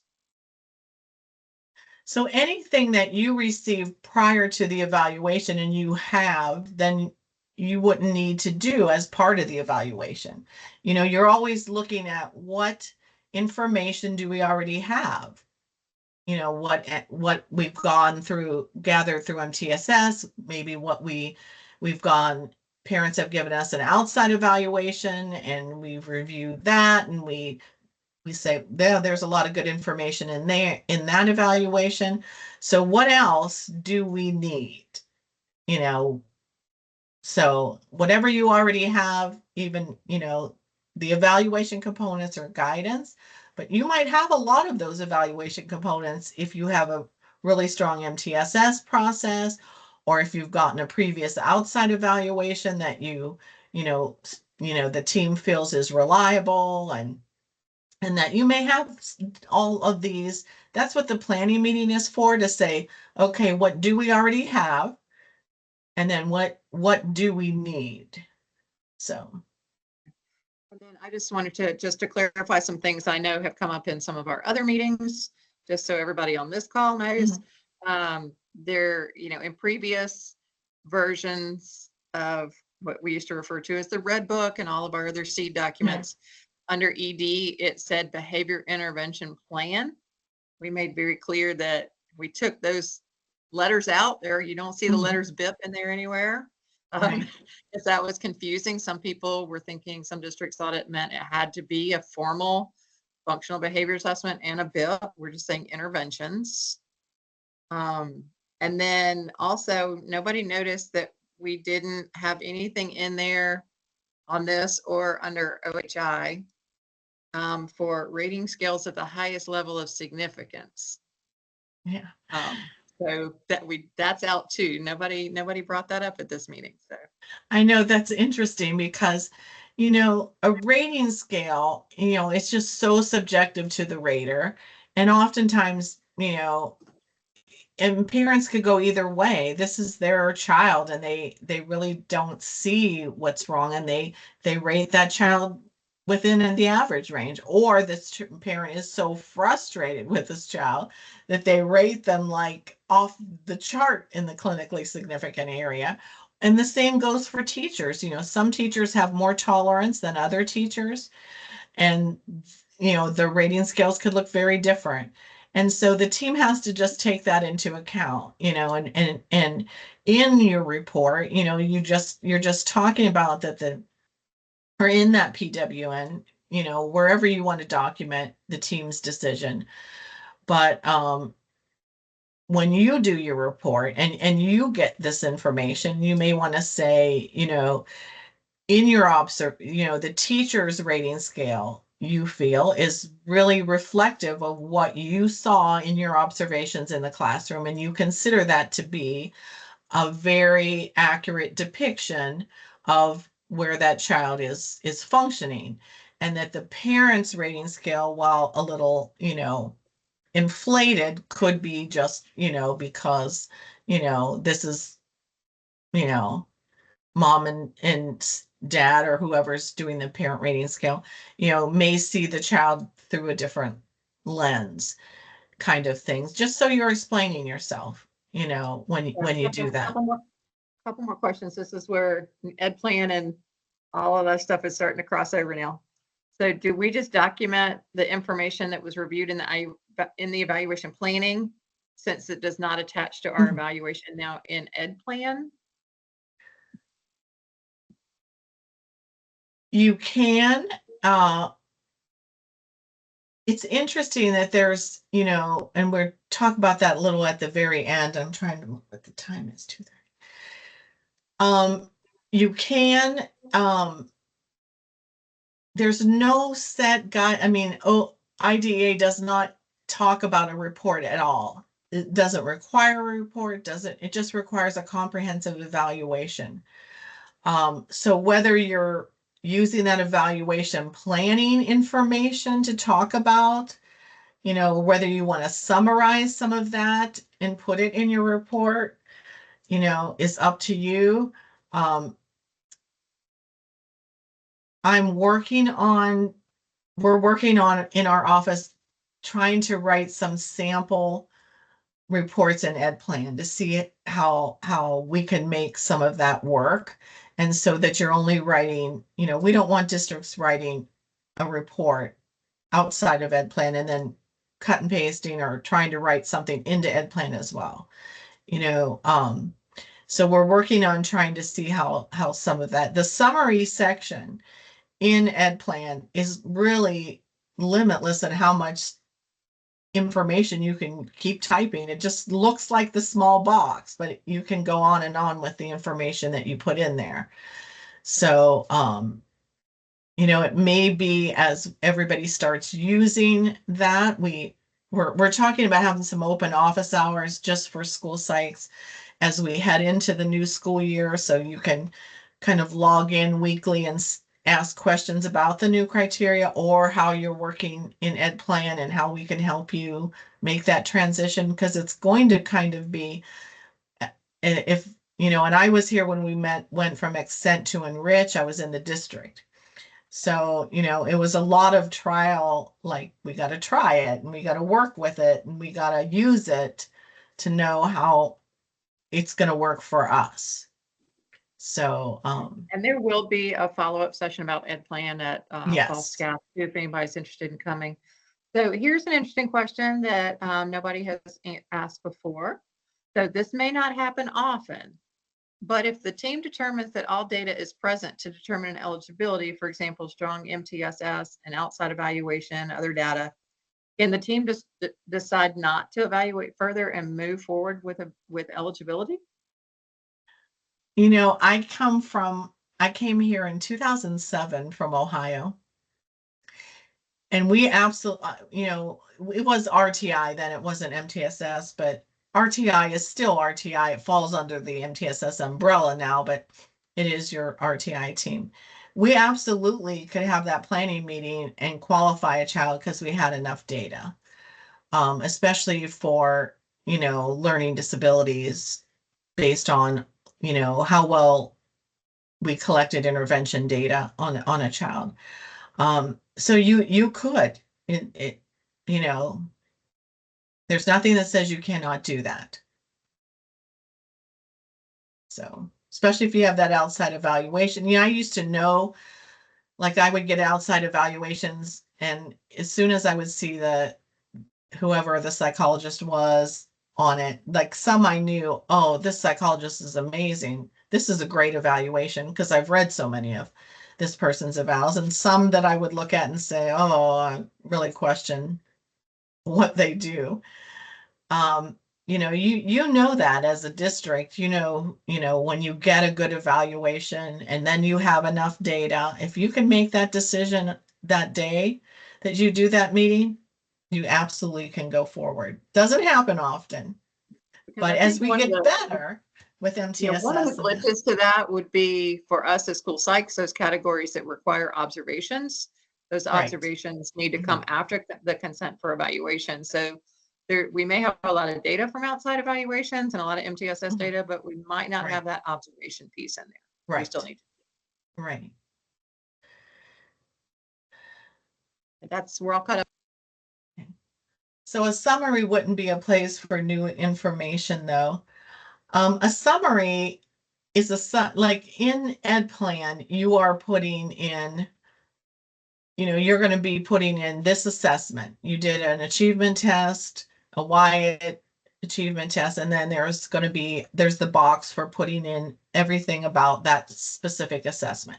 What did that look like for that child, that achievement test? You open a new assessment, you maybe put in an adaptive behavior assessment, and then you're going to write in that box, what did that adapt? What were the results of that adaptive behavior assessment? Maybe what did that mean for that child? And then you go into that summary and you're just taking all those assessments you just put in and writing, what does it look like? You know, how do you put it all together and what does that mean for this child? You know, we tend to do, you know, I spent years in Ohio trying to keep evaluations like they weren't supposed to exceed 5 pages. And they didn't have, they were really a picture of this child based on assessments. Then I came to South Carolina. I was like, who's doing these 30-page evaluations? They have like a, you know, the whole WISC chart where you put the scores and then, you know, 4 pages out of the WISC manual. And then you have to really look for where does it say, where does it talk about this child's and what the results indicated for this child. And I think it's just going to be a mindset of changing, you know, a summary is putting everything you've got together and summarizing what that looks like for this child. You know, in the evaluation planning, this is the information that we had as a result of all these assessments. This is what it means, looks like for this child. This is what it all pulls together. And this is the information that, you know, you can use for making your decision. It's more of, you know, it is new information in a way because it's all new. Some of the assessments are new, some are not, but you're summarizing everything that you know and you gathered as an evaluation team on this child. So I know we don't want to get caught up in Ed Plan in this meeting, but Yeah. there is a question in here that I'm not sure how to answer. Do we know why Ed Plan doesn't have a designated evaluation document? I thought there was. Well, I mean, it's just, yeah, that's a good question. I mean, it is their form of an evaluation document. And it's just, I think, very different than what we're used to. But in the long run, I think once we get started in it, it's going to be more useful, you know, to the team, to parents, to making decisions about the child, being able to write an IEP based on that evaluation information. And we're going to give it some time because we don't, you know, as we work with Ed Plan and we've done training, then we're getting, you know, tons and tons of, you know, input from the districts that are playing with it in this, at least the test site. And then we go in and we try to make those changes that the districts are recommending. When we went from Accent to Enrich, you know, we used that evaluation piece for almost a year, I think.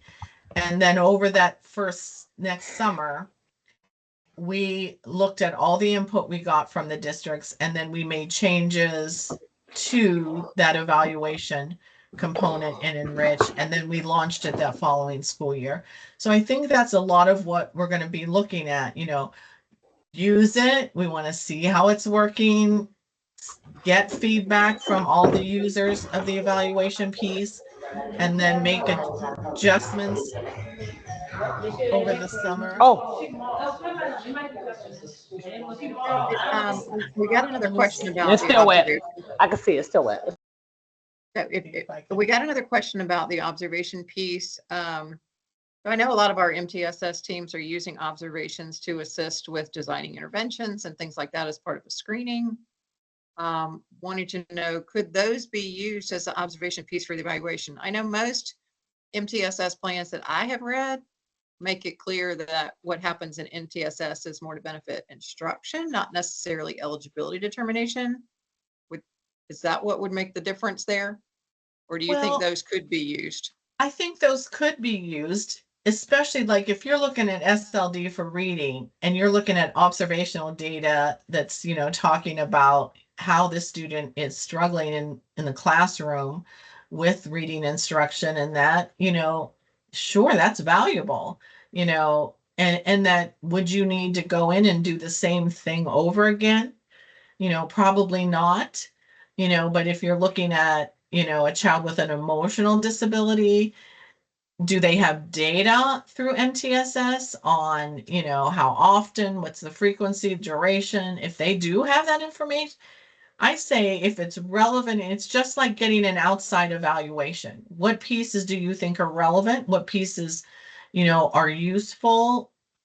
Do you have to redo what information you already have? Not necessarily.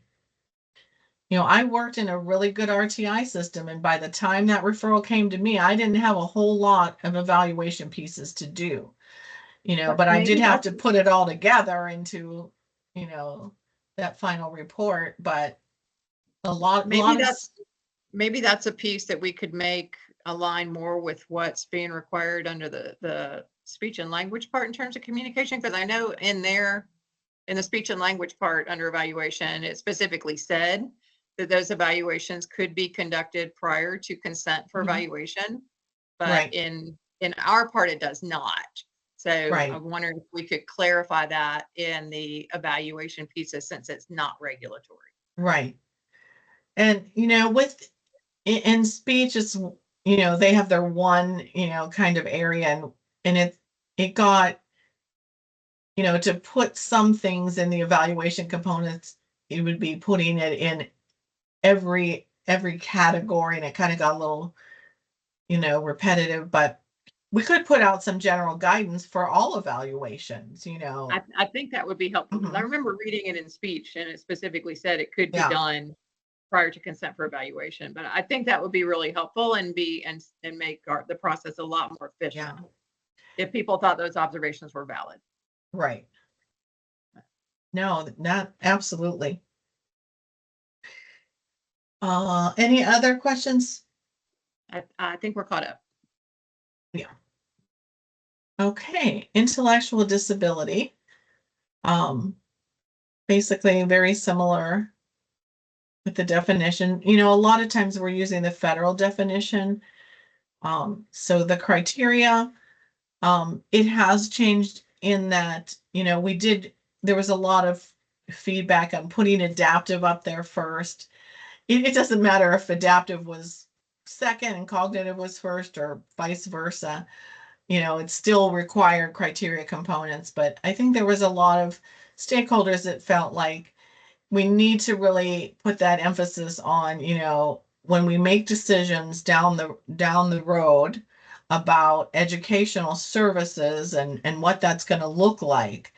Adaptive really is where, we're looking at, where is this child functioning, you know, academically, yes, but also adaptively.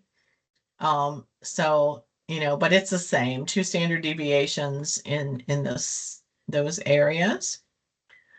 Um,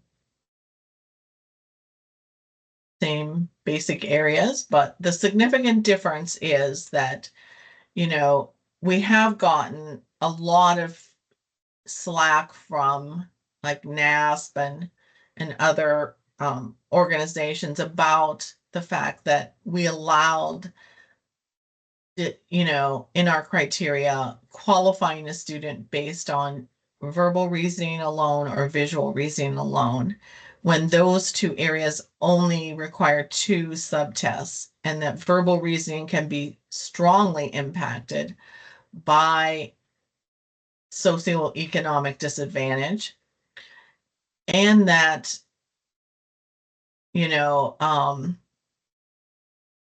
there was no research to support that. And the only area of an IQ test, the only domain really in an IQ test that has any validity is the full scale IQ or the GAI, General Abilities Index.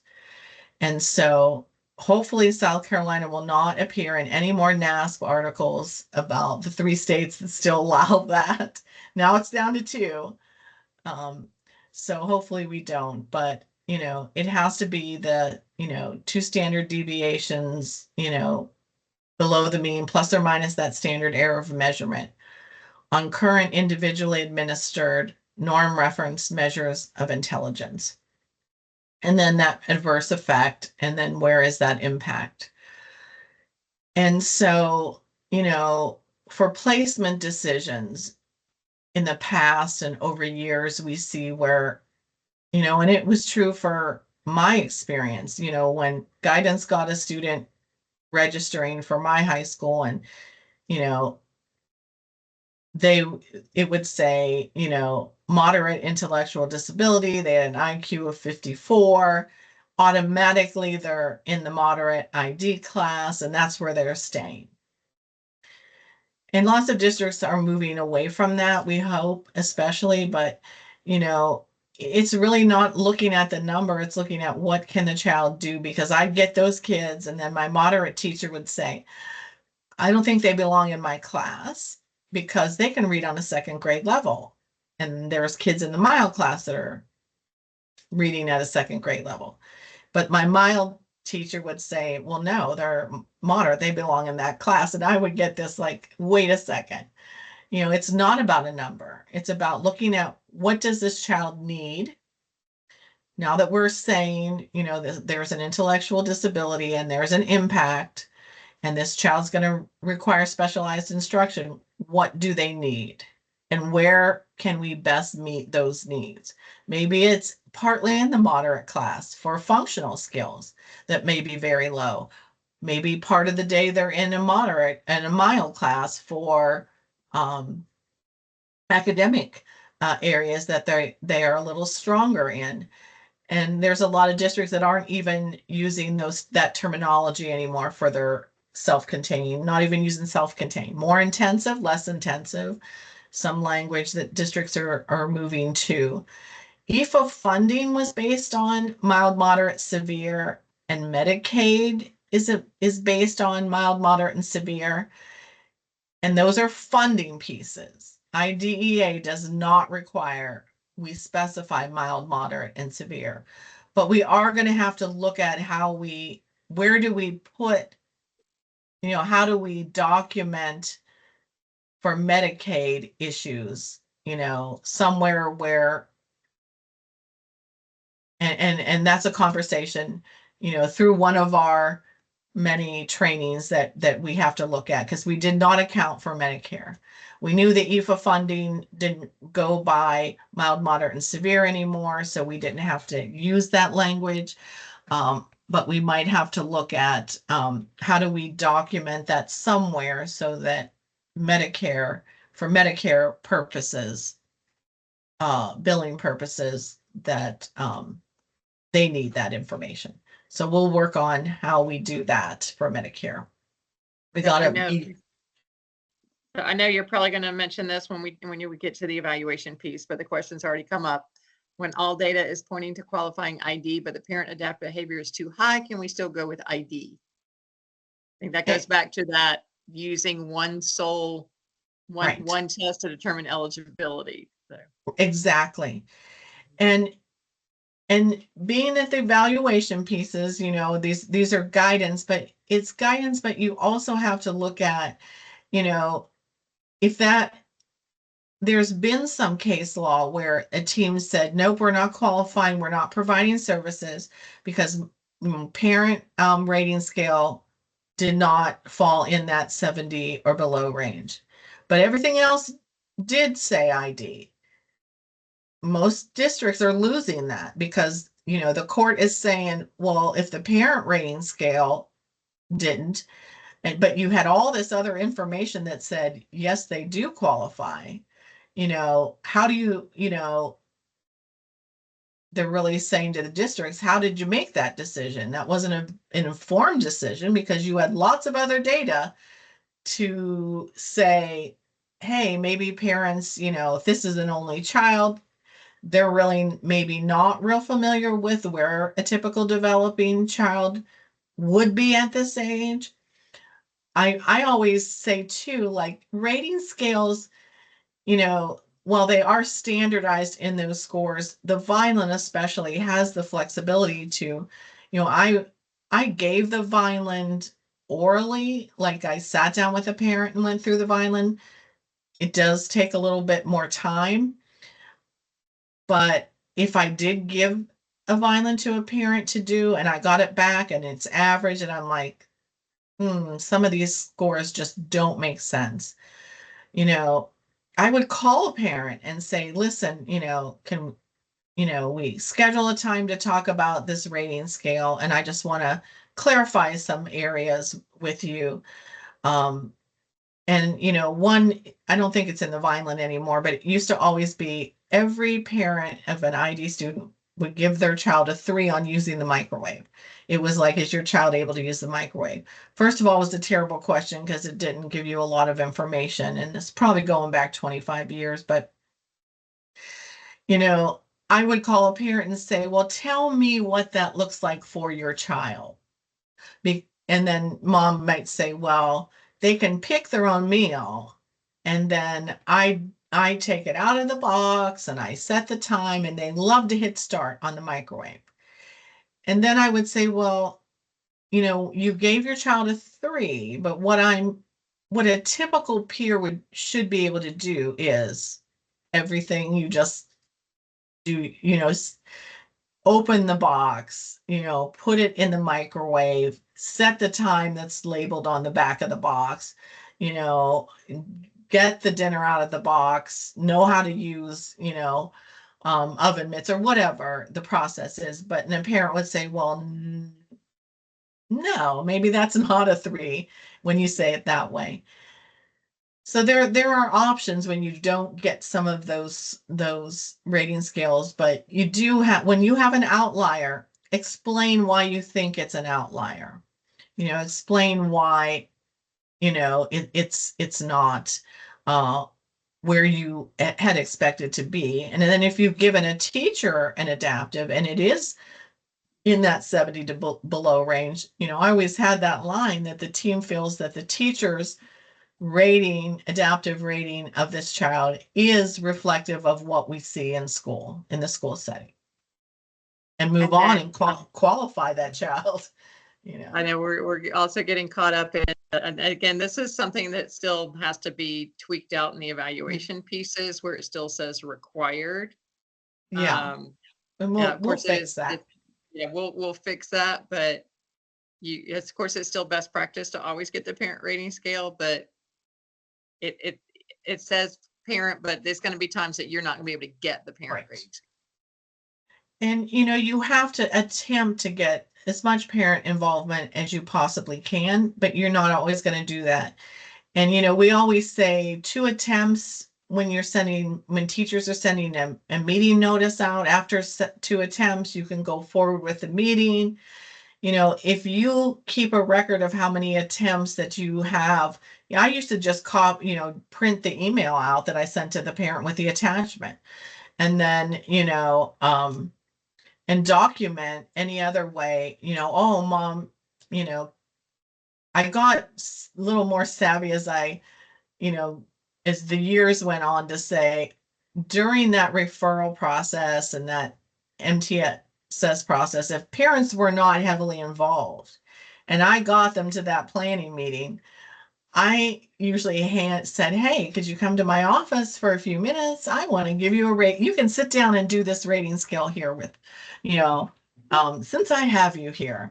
And I would try to do that a lot of times, or I would just, try to see if I could get the parent to come in and do one in my office, sit and do one in my office.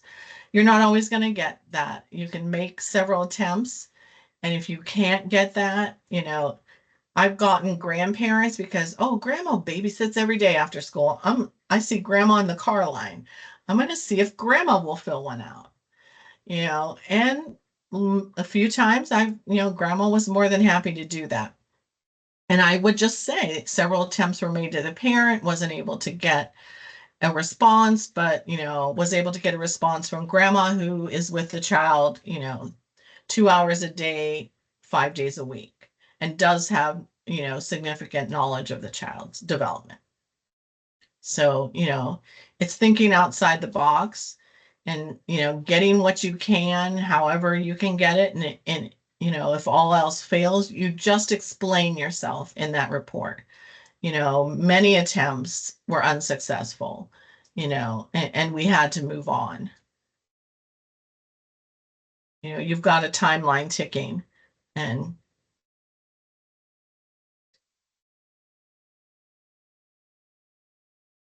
so again, we're saying, evaluation should account for any discrepancies across different sources of data.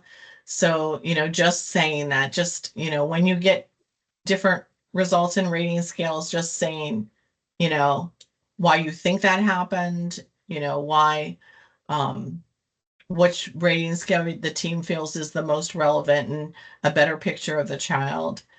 And just giving that emphasis to those adaptive deficits, to support and whatever level of support that student needs, that you're providing that level of support, not providing support based on what that child's cognitive score was. Which I think, most of us is done in most districts. And then very similar to, where we've gone before with the evaluation components, health and developmental history, one direct observation, adaptive behavior, your cognitive assessments, achievement assessments. Any other questions on ID? Now, just making sure that we get that clarified. And then there is no, I made a note on here, there's, Ed Plan works a little bit differently, and then there's not that eligibility worksheet like we're used to. Right. And, we, as a state agency, when we, every year when contracts come due, we had a little bit of flexibility to renew the contract X amount of time. So with Enrich, we were able to renew several times, and then we have to put it out for bid again.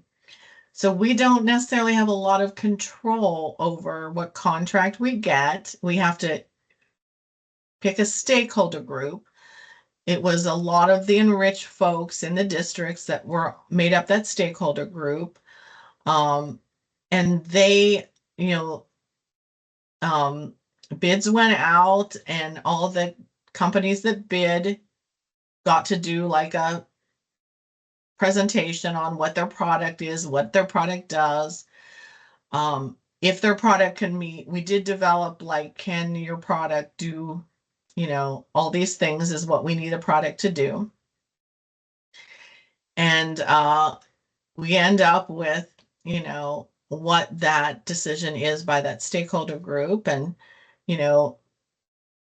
you're only seeing,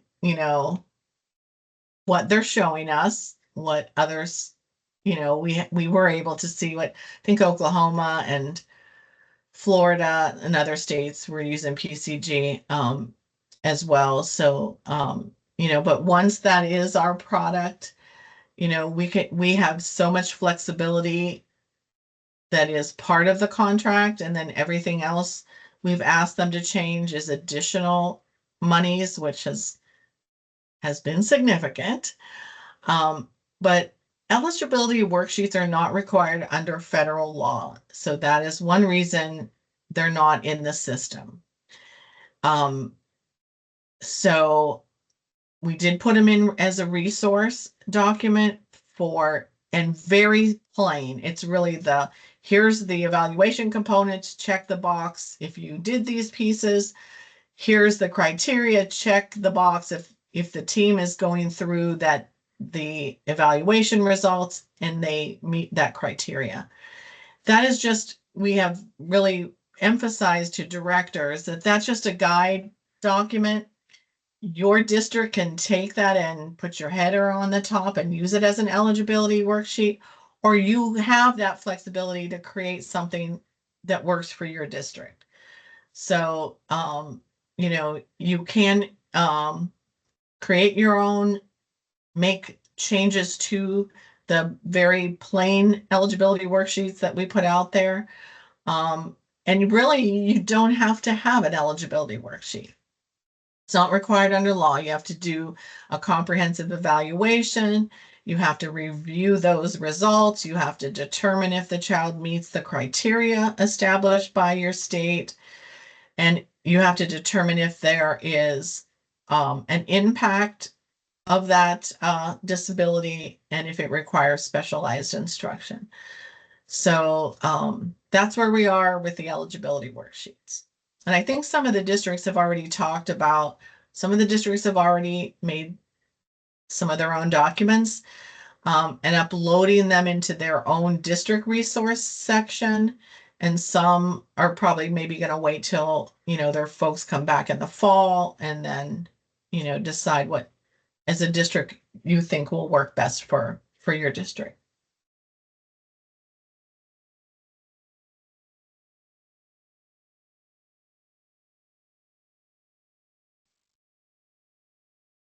And other health impairment, if there's no other questions, Lynn, I don't know if there was anything else. I didn't see anything else. Okay. Very similar to what we already have in every way. The chronic or acute health problem, persistent or long lasting, worsens over time. And then, it results in limited strength, vitality, or alertness, and that has not changed. Adversely affects the child's educational performance in one or more of the following areas. And this was just a little more defined, just so you think, it can be any of these areas, because depending, other health impairment was created because you can't do, if you think about the number of disabilities out there, you can't have criteria for hundreds of disabilities. We're looking at the main disabilities that affect learning in school. And then other health impairment was created to kind of, be that category that encompasses everything else, and what are the effects of all, whichever one other health impairment disability the child has, what would those effects be for that child, from academic achievement all the way down to executive functioning, vocational skills, all of those. So, some people say, oh, it's a catch-all, but there are so many disabilities that just aren't as common, and so we don't see them as often, and just wouldn't be the need to have its own category. So in reality, it is more of a catch-all. And then having the adverse effect and requiring that specialized instruction. So very similar. We did add to the evaluation piece, I think, evaluation performed by, licensed physician, physician's assistant, nurse practitioner, like with the others. And we did add within or outside of the state documenting a diagnosis. We certainly don't want a child that's got cerebral palsy and a lot of issues that has coming in with documentation from another state to say you have to go to a physician in South Carolina when their diagnosis may only be 6 months old. And that's a cost to families. Even if you have insurance, as we all know, our copays go up every year, our out-of-pocket goes up all the time. So, just making sure that, if it's a reliable source, if you're coming from Mass General Hospital with a diagnosis of something, that's a reliable source, and so making sure that we can accept that as well, or the understanding. We thought it was common knowledge, but there was a lot of feedback that folks had that it had to be within South Carolina. So, and in the case of ADHD, just emphasizing that it could be made by a certified school psychologist, your LPES or licensed psychologist. And I think a lot of districts, it's always been, their school psychologists have always made that diagnosis, sign that form that, outside provider would sign. You could sign it as a school psych. And so, you know, we just wanted to expand that and say, outside providers can use the most recent version of the DSM, and school psychologists can use the results of the evaluation, and you can pull in, the DSM as well. Because we may say the child has ADHD, but then it's the team that is saying there's an impact that requires specialized instruction. So, and we did, we wanted to emphasize that the term ADHD includes the following subtypes. We did want to align with the DSM and that language. We see a lot still ADD, and, I don't know that the DSM has used that since maybe 2007, but it's all, since around, I think maybe the fourth revision, it's been ADHD inattentive type, ADHD hyperactive type, and ADHD combined type. And maybe just trying to align our language with the medical community in that sense. School sites can diagnose even without their LPES, yes. Lisa, can you, I know you've done it in the other sections, but can you Mhm. talk about the importance of that area of ADHD and how it's manifesting in school? I know in other sessions you've mentioned, like when it rises to the level of doing an MDR, things like that. Oh, yes. And I think I might have that in this piece coming up. Next slide. Health and developmental history, like everything else, informal or formal assessments are pretty reasonable. But we did talk about, documentation from 2 observations, but really the part that we added was put a description of how the health problem is manifested in school, especially ADHD, including the implications on learning and access to the gen ed curriculum. And as a high school psych, I did a lot of manifestation determinations. And I would really, especially for my 9th graders coming in, they've only been here 4 months and they're getting recommended for expulsion. And I'm doing a manifestation determination and I'm reading everything in that kiddo's file. And there's nothing that really tells me what that ADHD looks like for this child. If it's inattention, then should tell, it's really a best, helpful, not just best practice, but very helpful down the road to say, this child's ADHD for inattention manifests in that the child, stares off into space, doesn't take good notes, has trouble with organizational skills, because then when that child does something significant, we know what ADHD looks like for them. And it doesn't look like, you threw a desk across the room and, did something significant to another student. It's never manifested like that. So it's easier to say not related to the ADHD. Very hard to argue that point when it's not defined and we have no idea what it really looks like. If this child has a lot of behavior issues related to the hyperactivity component, that's really too where you're really saying, what does that hyperactive behavior look like? They're fidgety, they can't stay seated, they're, talking to everybody that sits around them, late to class, or does it look more significant where, they react, with specific behaviors?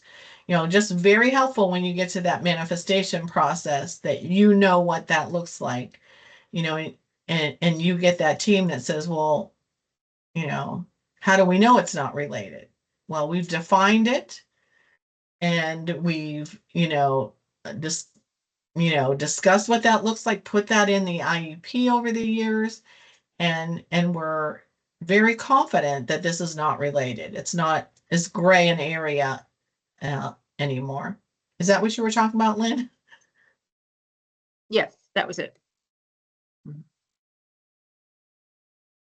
Any questions? And this is the same. This was in the old criteria as well. Yeah, that's So- difficult with a 10-day turnaround. Yeah, so I don't I'm not I- understanding because I think I'm saying in that initial evaluation is when you're documenting that. So 6 months, a year down the road, when there is a manifestation, you have a picture of what that looks like for the child. You know, a manifestation sure has a 10-day turnaround, but it's very difficult when you get to that manifestation meeting if you don't have a clear picture of what that disability looks like for that child.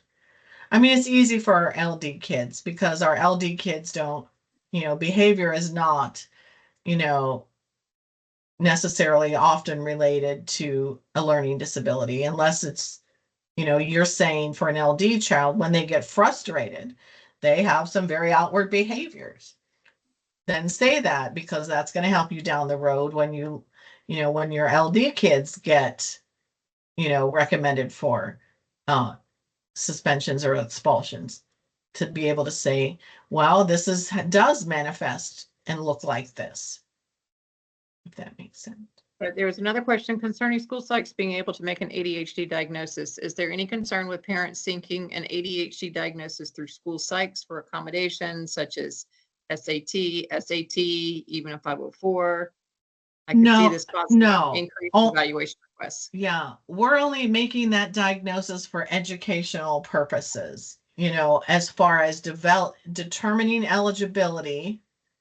Now, if the team is looking at, thinking that you suspect ADHD and you get to that impact part and you say, well, we do say this child qualifies, but we're thinking more of accommodations and a 504 might be appropriate. You didn't go into that evaluation saying, let's do a 504 eval. With a 504 eval, typically you're getting a parent, who's requesting a 504 because they have a diagnosis. But typically it's an eval where you're looking at ADHD as, because you're looking for them qualifying for special ed services. So no, we don't do it for just because a parent wants it or needs it or because they want an SAT accommodation.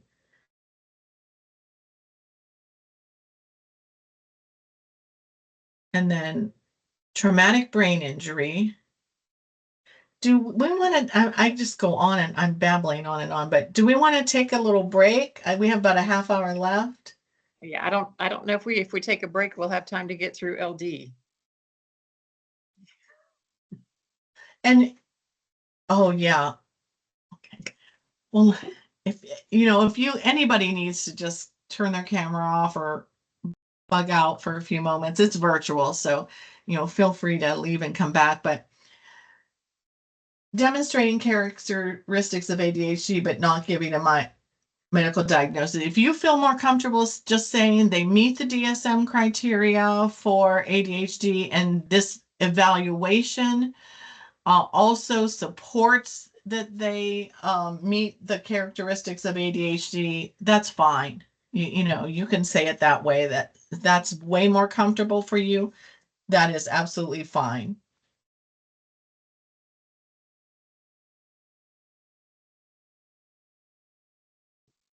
And traumatic brain injury, we work very closely with the Brain Injury Association of South Carolina. If you go to their website, it's going to look very much like our criteria. There just wasn't a lot of definition. There wasn't a lot of help. It was just very simple. Do you have a diagnosis of a TBI from a medical professional? Then we could use this category basically. But it's an acquired injury to the brain that occurred following a period of normal development, not due to congenital causes or degenerative causes.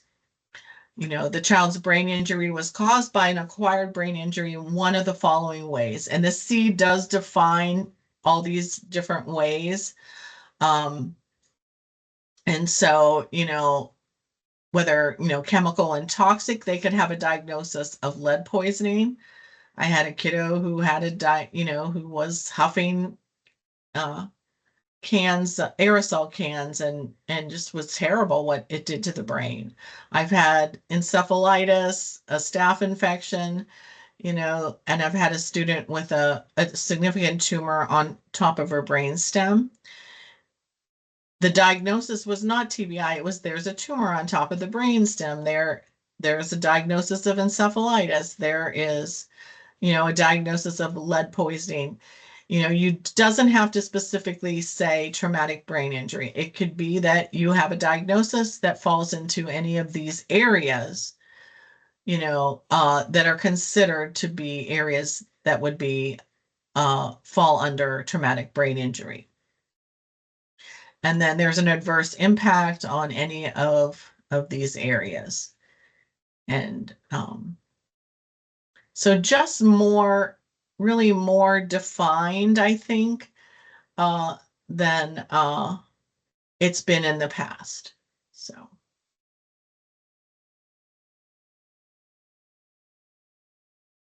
And here we are, this $1 million category.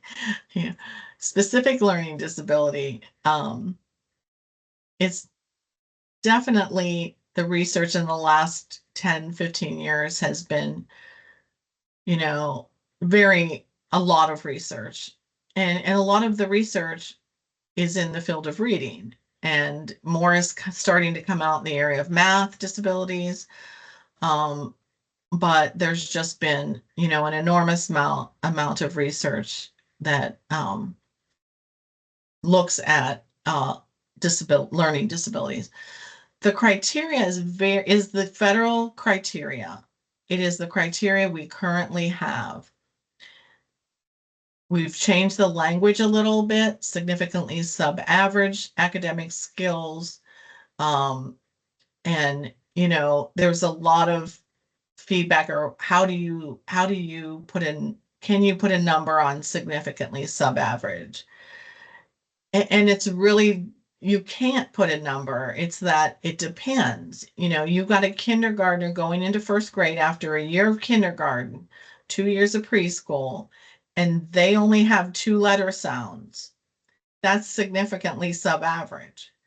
If you have a 5th grader reading on a 3rd grade level, it may or may not be significantly sub-average. It depends on the impact of that. And so it really is a case-by-case basis. Learning disabilities, it's more of the problem-solving process that we're looking at. Has the child been provided with learning experiences and instruction appropriate for the child's age or state-approved grade level standards in that area of concern? And, I think the criteria got pushed back. We thought about putting it out with a 5-year roll-in process for LD.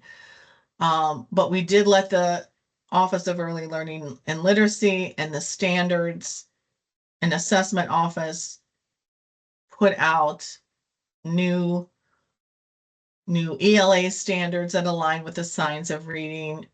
We roll out the letters training through Office of Early Language and Literacy, and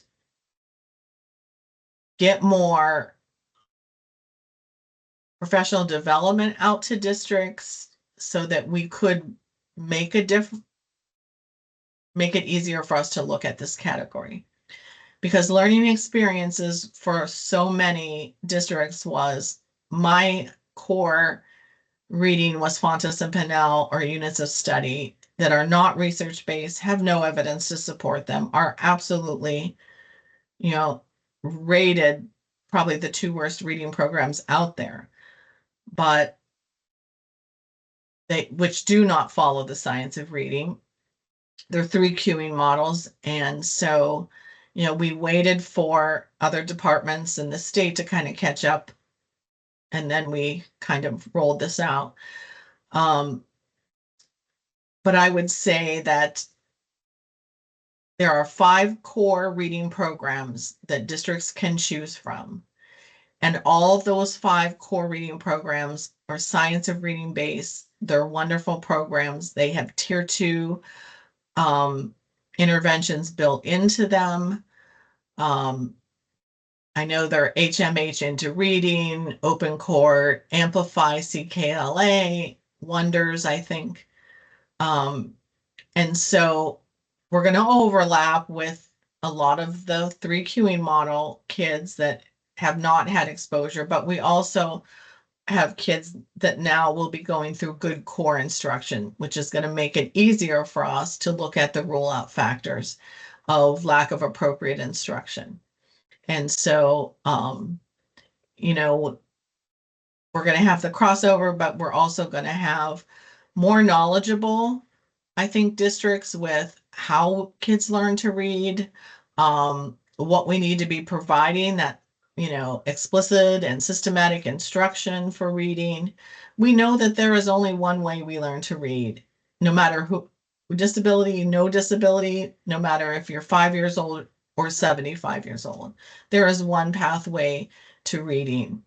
And, you know, that's what we need to be looking at. And so I think I feel the stars are aligning. The Read to Succeed Act was updated this legislative period, that our criteria went through, and states very loud and clear that you cannot use a 3 queuing model in any school district in the state of South Carolina. So that was a victory. I mean, our office cheered and cried at the same time to get better core for our kids, and better opportunities for our special ed kids as well. So that hopefully will help with that. And it will help with exclusionary factors when we're looking at lack of appropriate instruction. And, you know, we've talked about attendance, irregular school attendance, and what does that look like? You know, it depends on, you know, how many days, when those days happen. Some of these questions for sure belong to a good MTSS RTI team. You know, when they get those referrals, are they looking, they should be doing a vision and hearing screening for every referral they get. They should be ruling out vision and hearing as an issue before they provide intervention. So that takes that piece out of it. They should be, you know, looking at what environmental or economic disadvantage or cultural factors could be impacting the child's learning before they start, you know, going through that MTSS process, and also that lack of appropriate instruction piece. That's the ultimate, you know, but basically these are the same 3 areas cleaned up that are already our criteria. You know, we had USC, Scott Decker at USC did a study for us where him and his folks went out to every district to see what we were using. We were using a lot of discrepancy model that hasn't been in our criteria since 2011. We were using a lot of different models, combinations of models, so, you know, we just want to try to keep things a little uniform. So when students go from one district to another, we're looking at that same criteria to qualify, or the similar processes, and then the same adverse effect and impact. I think the pieces that change are, you know, how do we answer those 3 questions? You know, we do know that learning disabilities, you know, are, you know, do run in families, and, you know, that information comes through your health and developmental history. We do know that you know, these are areas we can look at to see where a student's performing, and not just where this student is performing, but where's the student performing in relation to other students in the classroom. Because I think, you know, we've worked with some districts with their MTSS in regards to data-based individualization. And we've gone into their school and they sit down and say, well, 70% of our kids are in tier 3 intervention. That's not as, you can't be referring those kids to special ed when the issue probably is not, the issue is more core. If it's building level, if your whole grade level is, in tier 3 intervention, where is this child performing in relation to class? Where are they performing in relation to grade level students? And if they're in intervention, where are they performing in relation to other students in their same intervention group? Are other students making progress in intervention in their intervention group and they're not making progress? That, just more helpful information that you can gather. What's their instructional history been? What was the core instruction? What's their universal screening data look like? And what does it look like in comparison to other kids in the classroom? What's their data from interventions? And what interventions have been done in the core classroom? And then looking at intervention history, what's that data look like? And are interventions targeted and aligned to what that student's weaknesses are? Because much of the time we'll see, the student has a word recognition issue with decoding, and they're in a Read 180 intervention that's focusing on comprehension. Well, Read 180, it's got some good evidence that it is a, evidence-based reading intervention for comprehension. You can put a kiddo in there who cannot decode, and their decoding is never going to get better.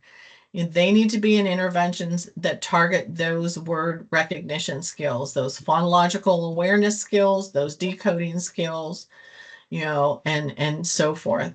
So making sure intervention that those MTSS teams know, we're going to ask that question when they get to the referral. Were those interventions evidence-based, and were they aligned to the child's skill deficits? So can we jump in with a couple questions here, Lisa? Yes. Okay, because I knew this would bring some questions. Okay. What about a student held back exposed to second grade curriculum twice, for example? Would we compare to same age peers or same grade peers?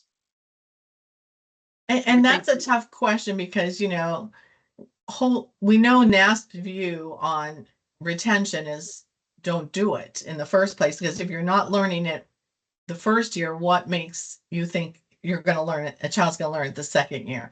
I mean, unless they have, because of illness or something, missed significant amount of days and they haven't been exposed, I mean, you could look at both, have they gotten farther behind, their grade level peers, and are they behind second grade level peers after being in second grade twice?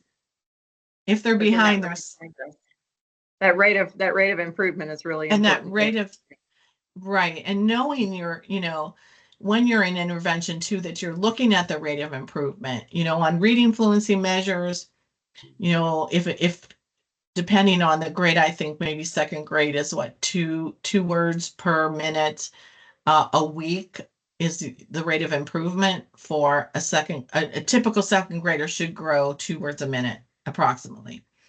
So in intervention, your students got to grow farther than 2 words a minute. They got to be going at a faster pace to bridge the gap, and sometimes they may be keeping up, but they're keeping up with intervention.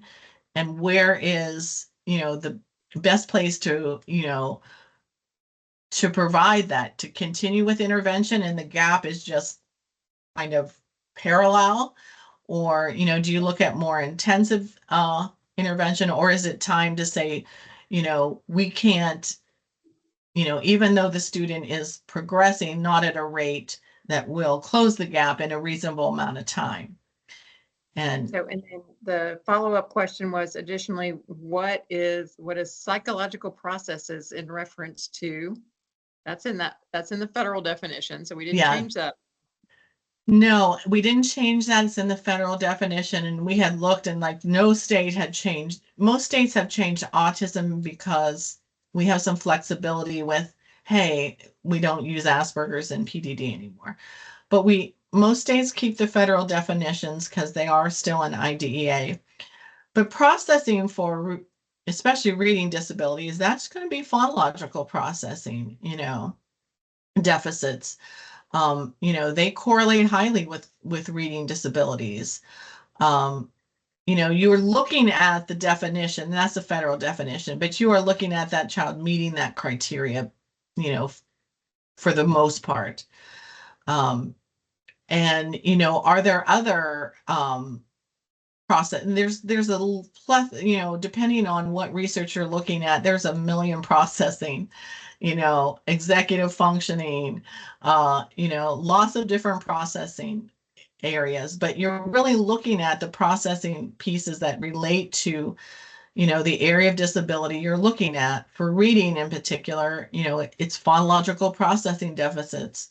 That's pretty much, a common a deficit for kids with reading disabilities, especially in word recognition. And so you're also looking at rapid automatic naming being, having a high correlation and working memory. Those three together, have a high correlation to a reading disability. It is going in a different direction. We are working on getting a stakeholder group together to work on an SLD guide for our state. We've been looking at Colorado's because their criteria, most states are all going to the same criteria that we have. Colorado has a great guide, and I want to say I've looked at Vermont is another one that has some great guides, but we'll be putting a group together to put a guide together that works for our state. The essentials of David Kilpatrick's Essentials of Reading. I put the link at the beginning of the chat, maybe around 12:30ish, quarter to 1.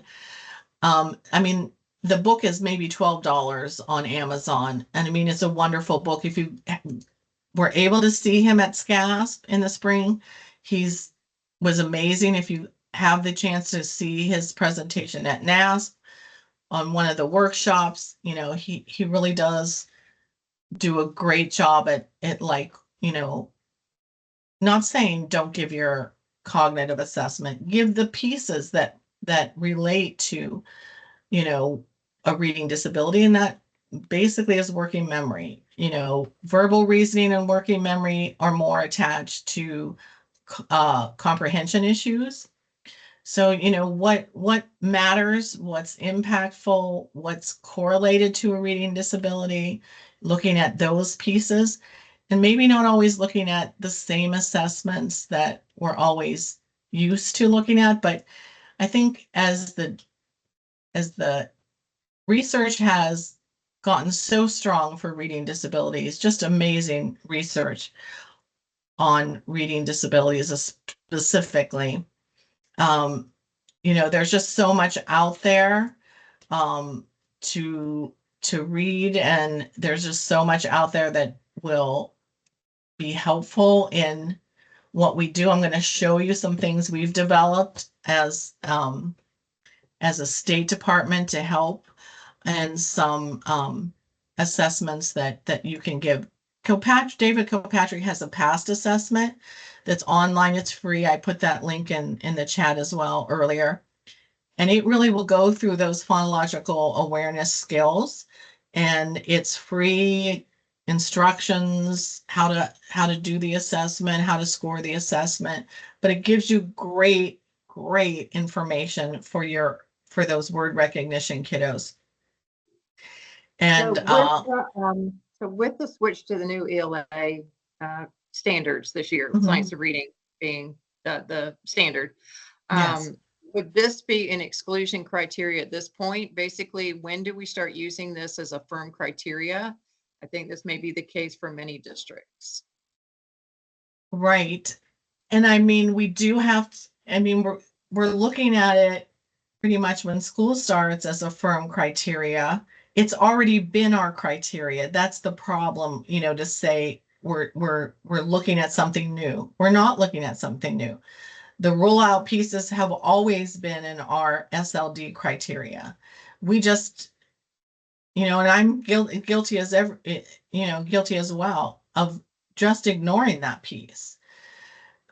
Because we don't have an intervention process in our school, because we don't do any interventions, because so we are really on our end going to have to we're working desperately to get into the SCASA roundtables for principals, assistant principals, because we really are going to have to get that community to understand what we need to be able to say a child has a learning disability versus a child has not been taught, has not had any, you know, access to an intervention, for us to differentiate between, is it a learning disability or is it a lack of instruction, a lack of intervention that could probably possibly move that child to grade level without needing specialized instruction or special education services. So the So- next question, what does minimal brain dysfunction in the SLD definition mean? Again, that's part of the federal definition. And if you Mhm. if you ask somebody like Scott Decker about the history of SLD, he can go on and on and on about what it used to be called. Minimal brain dysfunction is one of the things that it used to be called along the way by certain groups. So, Right. Lisa, did you have anything to add into that other than that's what it used to be Right. referred to several years ago? And I think of that history, like when there is a reauthorization, we really hope that definition, is changed in the reauthorization. But it is in IDEA, and so we don't have a lot of flexibility with that. But years ago, there was no category SLD. And this is going back not that far, but we're going back in the 50s and 60s. And you were labeled with an intellectual disability because you couldn't learn to read or do math. And did you have an intellectual disability? No. But then intellectual disability category got huge. And in the 60s, they said, well, we can't have this many kids. And, they used MR at the time. So it was even worse in my mind, just the language itself. But we can't have that many kids with intellectual disabilities. It's not possible. And so they created a category before they even researched to decide what a learning disability was. Let's call it learning disability. Well, let's call it, learning. It was called something different, but learning issues, minimal brain dysfunction, meaning you weren't quite as significant as an intellectual disability, but something had to be going on in your brain because you weren't learning to read or do math.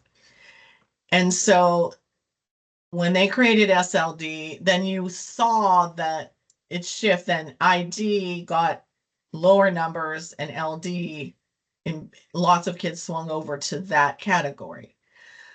And then over the years, we tried the discrepancy model, and that was, we just have too much research that says that was such an ineffective model. There's no research to support it. It was a wait to fail model. California is dealing with this huge lawsuit over using the discrepancy model currently in some litigation,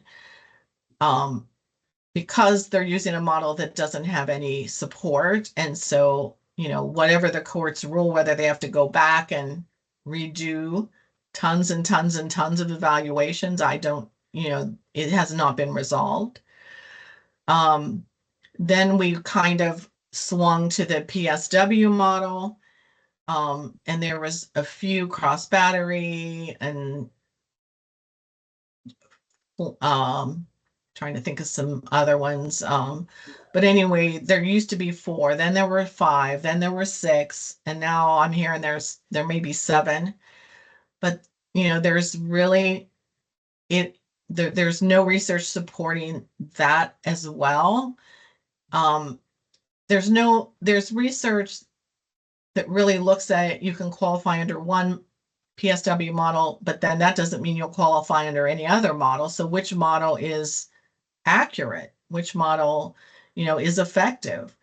And I think we got caught up in overlooking the research and using what was comfortable because it wasn't necessarily a problem-solving model as much as where most states are today and where the research is today. And we did look at a problem, and we're not saying that you can't use a problem-solving model. If you do cross battery and you want to continue to do cross battery, we're not saying that you can't do that. We're just saying that you need a lot of other information besides cross battery, to look at what is really going on with the student. And does cross battery give you the very specific skill deficits a student can't do, needs instruction in? So we need more information. I think I've told just about every group because I've read so much research on cross battery, So can you repeat, Lisa, can you repeat the reading programs that are evidence-based? I think they were referring to the ones you mentioned that were as part of the recommended core curriculum. I think they are, Amplify CKLA, Savas MyView, HM Into Reading, Open Court, and Wonders. But I think all of those are fabulous. And I think those are the new 5. But it would be on the state website. And your districts, got that information months and months ago when the panel, every so many years, the state, redoes the list of approved reading, and then they'll do the same for the math. So the next question, if you've ever heard David Kilpatrick speak, he would say yes to this question. But I'll read the question. Provided instructional criteria is met and no other exclusionary criteria is present, wouldn't students who have a significantly low cognitive ability, even though not part of eligibility, be true higher adaptive scores, could they now be considered SLD? In other words, the previous low learners may now be eligible for services. David Kilpatrick would say probably, maybe, probably yes. Yeah, he probably would say just it depends, and that's a maybe, and that's something as a team you have to look at, and work. I mean, he would say it maybe, and one issue, I guess I weigh this a little bit is if you don't want to over identify, for sure, but more importantly, you don't want to under identify, because, and I think that was a takeaway. I did get when I read a lot of stuff on, that PSW models were under identifying. And when you under identify, your window for getting a child to read is really kindergarten. We used to say kindergarten through 3rd grade. Now we're kindergarten through 2nd grade. And once you get beyond that 2nd grade, it gets twice as hard, 3 times as hard, as you get older too. It requires, what could be 10 to 15 minutes of intervention 3 times a week in kindergarten becomes 90 minutes as a 4th or 5th grader. And so, it's just so important that we get kids early on. And there's, we have to wrap our mind around the fact that we may identify a child, and maybe in a year where that child's caught up and we're saying, well, maybe they really weren't LD, well, maybe we just intervene and close that gap for that child's learning disability, and we can now dismiss them, and that's okay. But if So I know we, there are concerns about, some people saying that, it's been really hard to say that this child's deficit is the result of district's poor core curriculum. But hopefully with the new standards that will take care of that, Yeah. without us being put in the position of losing our jobs. and I Um, don't, And yeah, then there was a and- comment on here about my district uses none of these. However, these are the only ones that are being allowed to be used as the core curriculum, correct?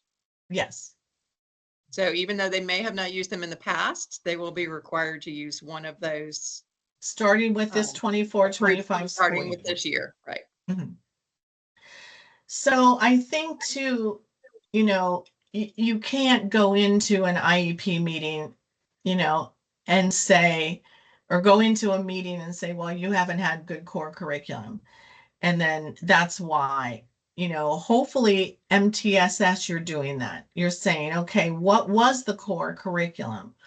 What was Fontes and Pinnell? And even if a parent is there, will say, well, maybe it wasn't as heavy on phonological and awareness and decoding skills as was needed for your child.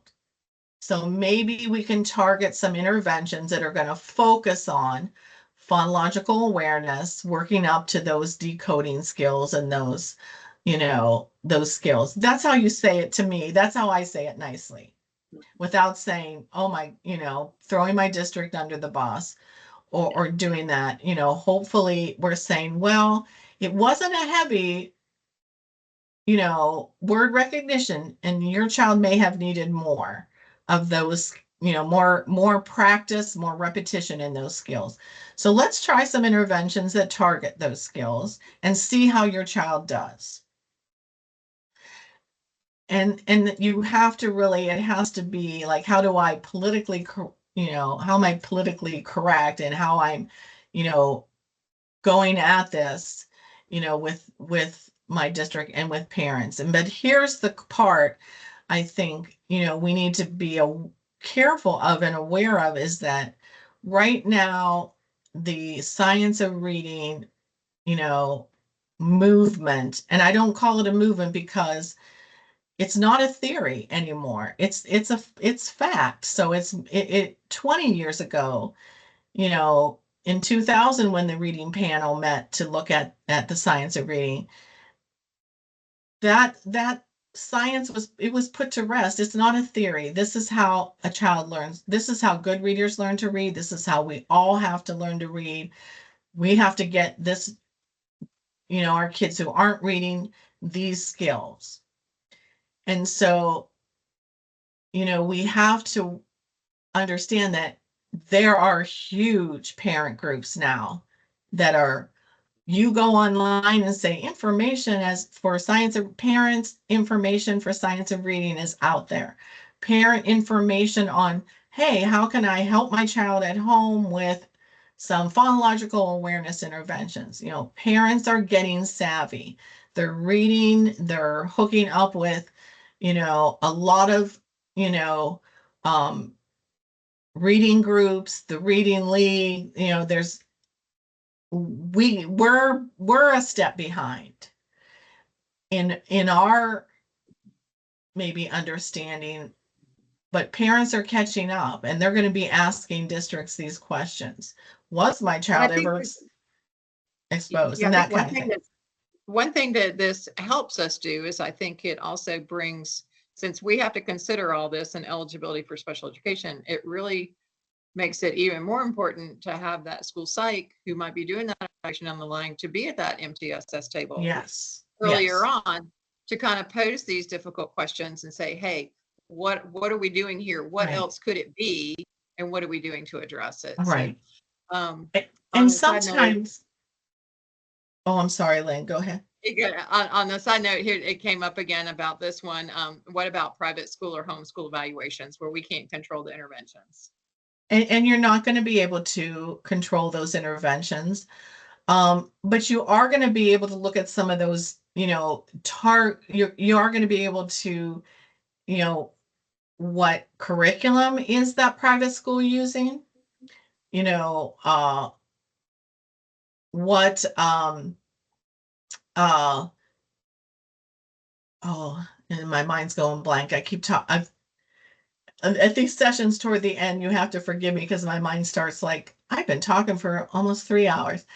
Yeah, I think it does go back to looking at that. What is the curriculum that they're using? Right. And then looking at, is there phonological processing deficits? Are there rapid automatic naming deficits? Where's working memory at? Because those are your, some of your big triggers that would say, hey, this possibility of a learning disability.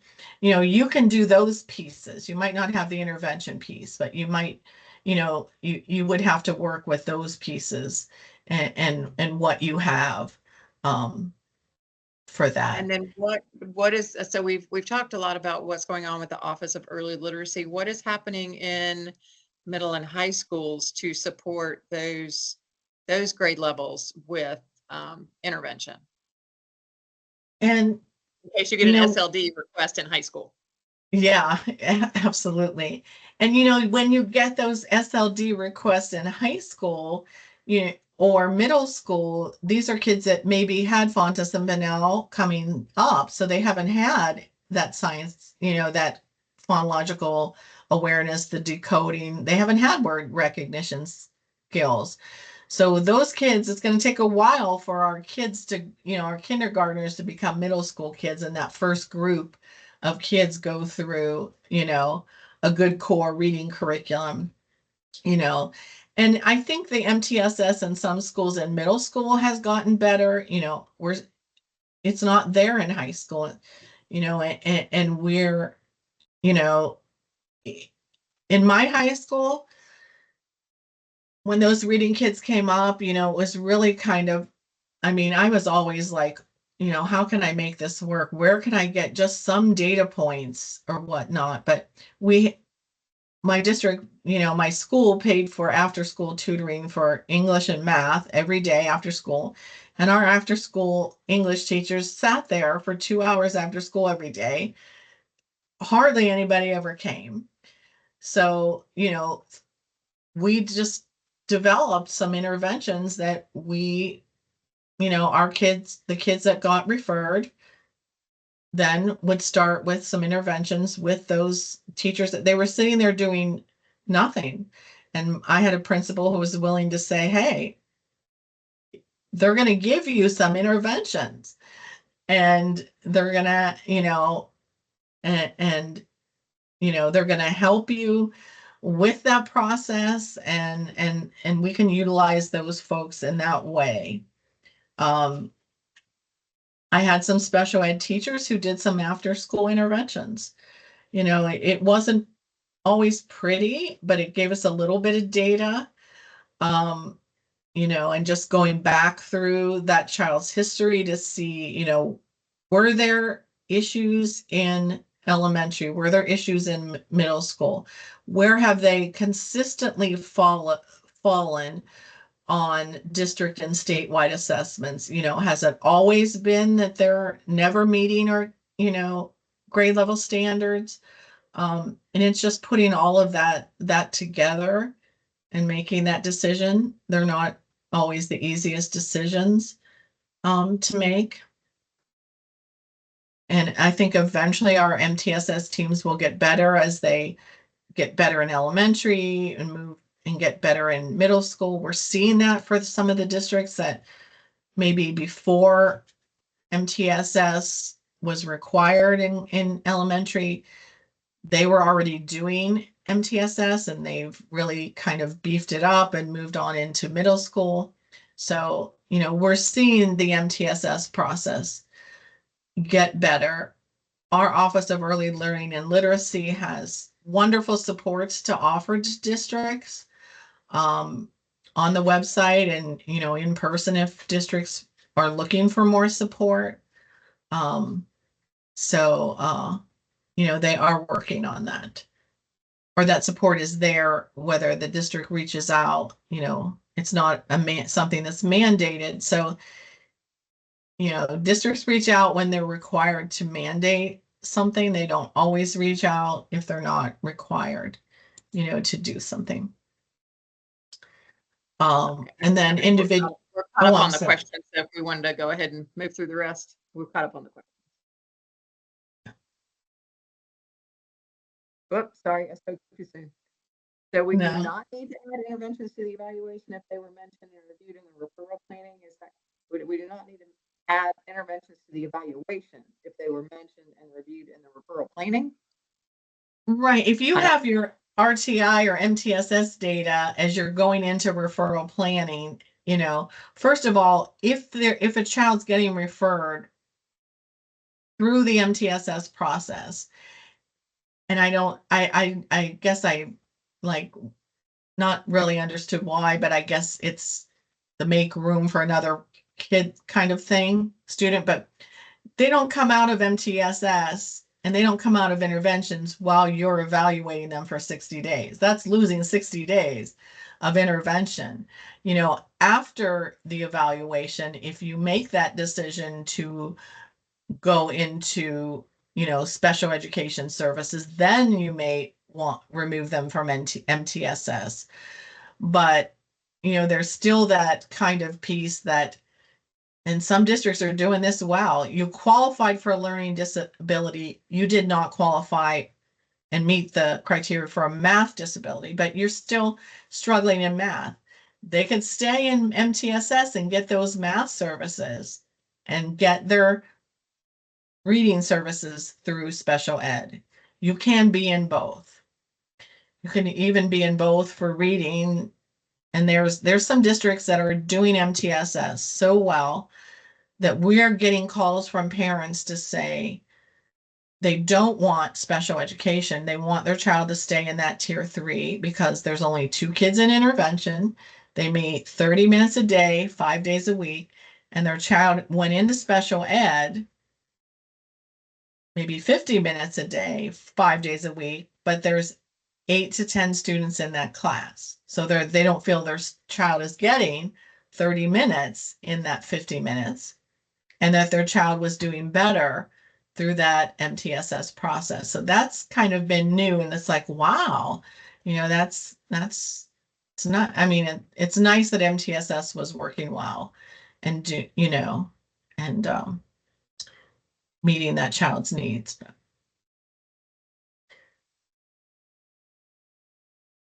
And then another, just an MTSS trans piece. So you get that parent referral and you're like, well, the child's never been in MTSS.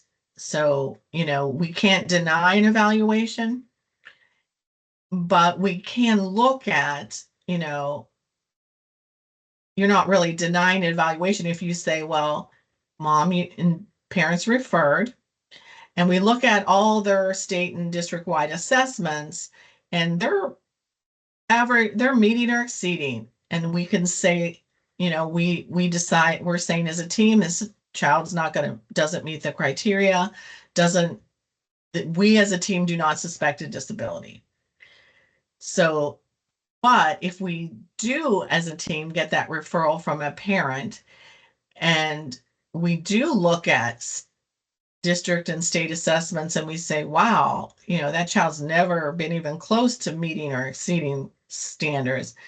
Why has, that question, wonder why they've never been referred to MTSS. Maybe then as a team, you're going to say, yes, we are going to do that referral.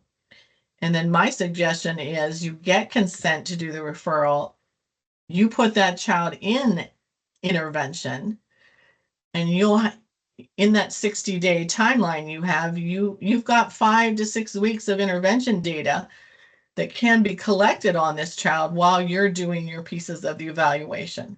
So you're going to get to that eligibility meeting and you're going to be able to say, wow, well, we did put the child in intervention, and well, they're making significant progress, enough progress that we're going to say this can't be a disability, because we're getting, if this child stays on the trajectory they're on, maybe 4 to 6 months, they're going to be caught up, and we're going to bridge that gap.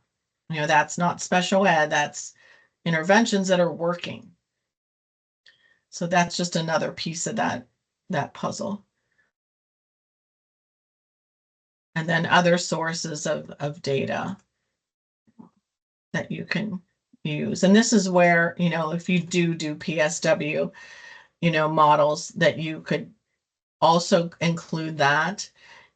I say, that's a difficult decision for me to make. I wouldn't put my name on a PSW model.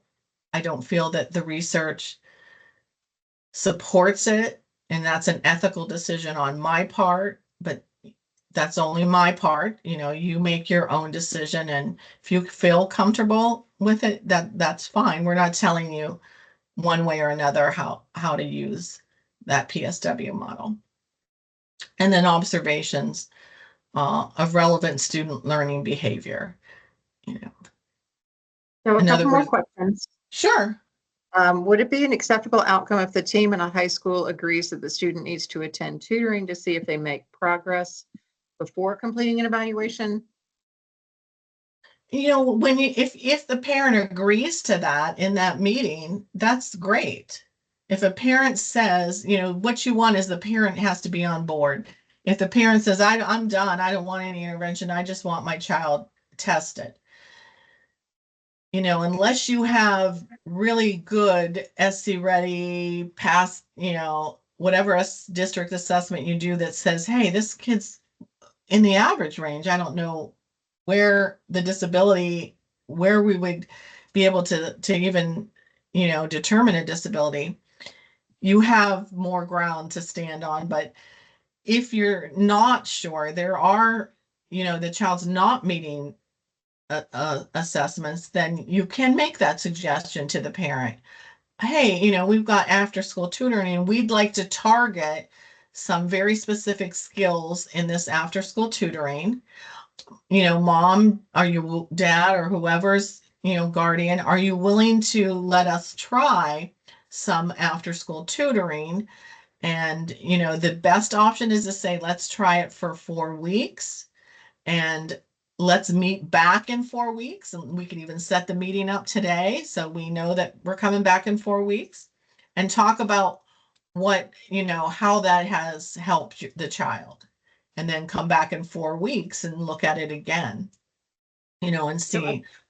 I think I know where this next question is coming from. With the new criteria having to look at core instruction and intervention data, what about those students who we say qualify for a specific learning disability, say in basic reading skills, but then down the line, we add math on there?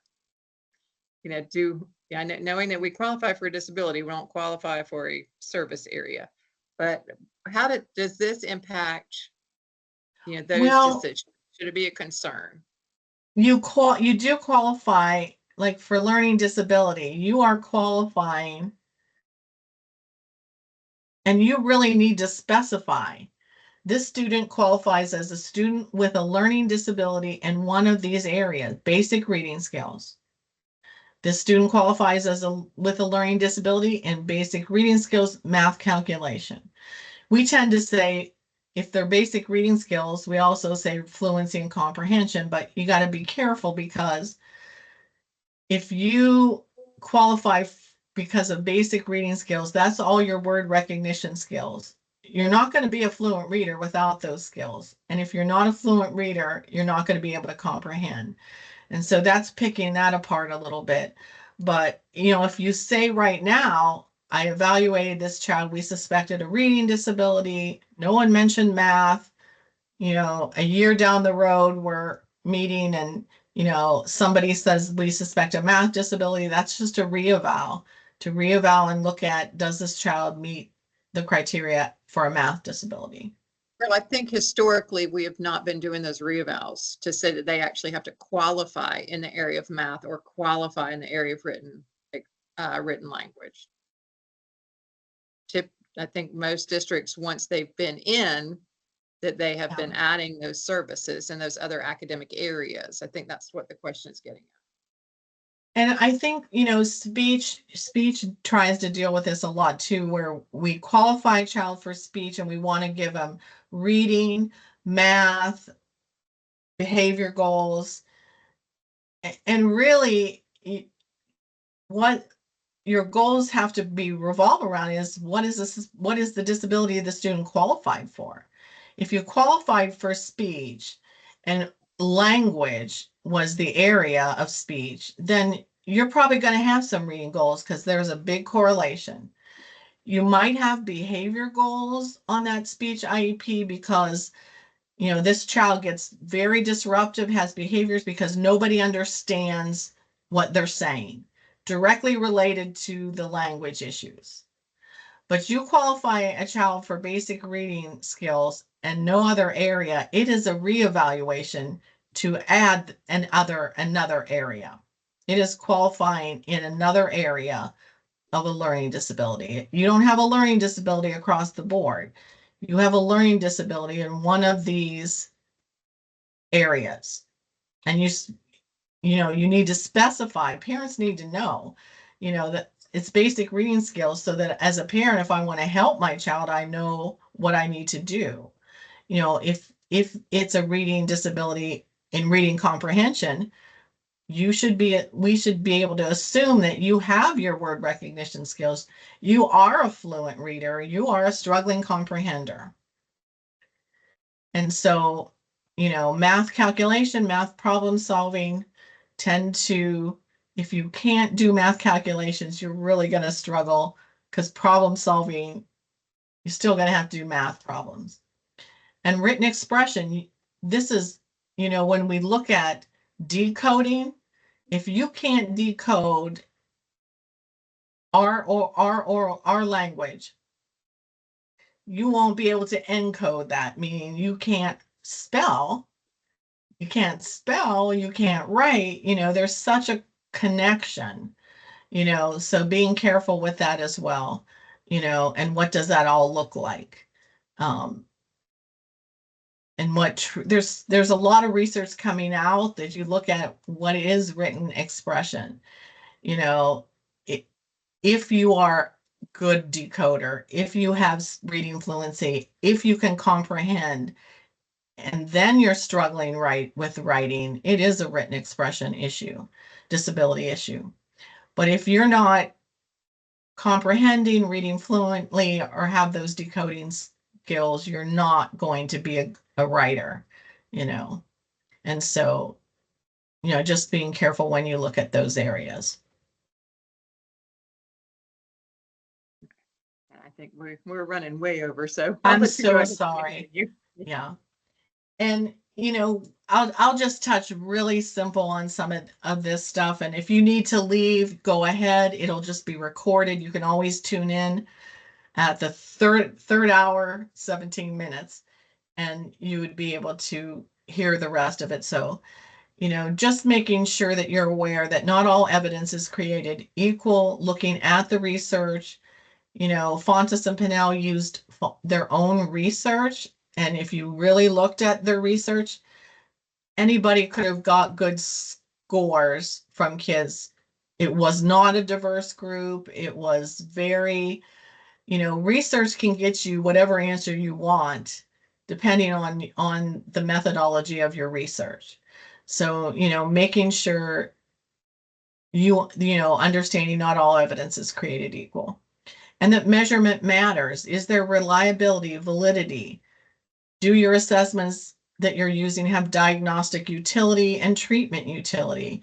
Are they, we're not just doing something for the sake of doing it, but we're doing something that's reliable, valid, and it's going to give us information to help a student, progress and do well. And ethics matter.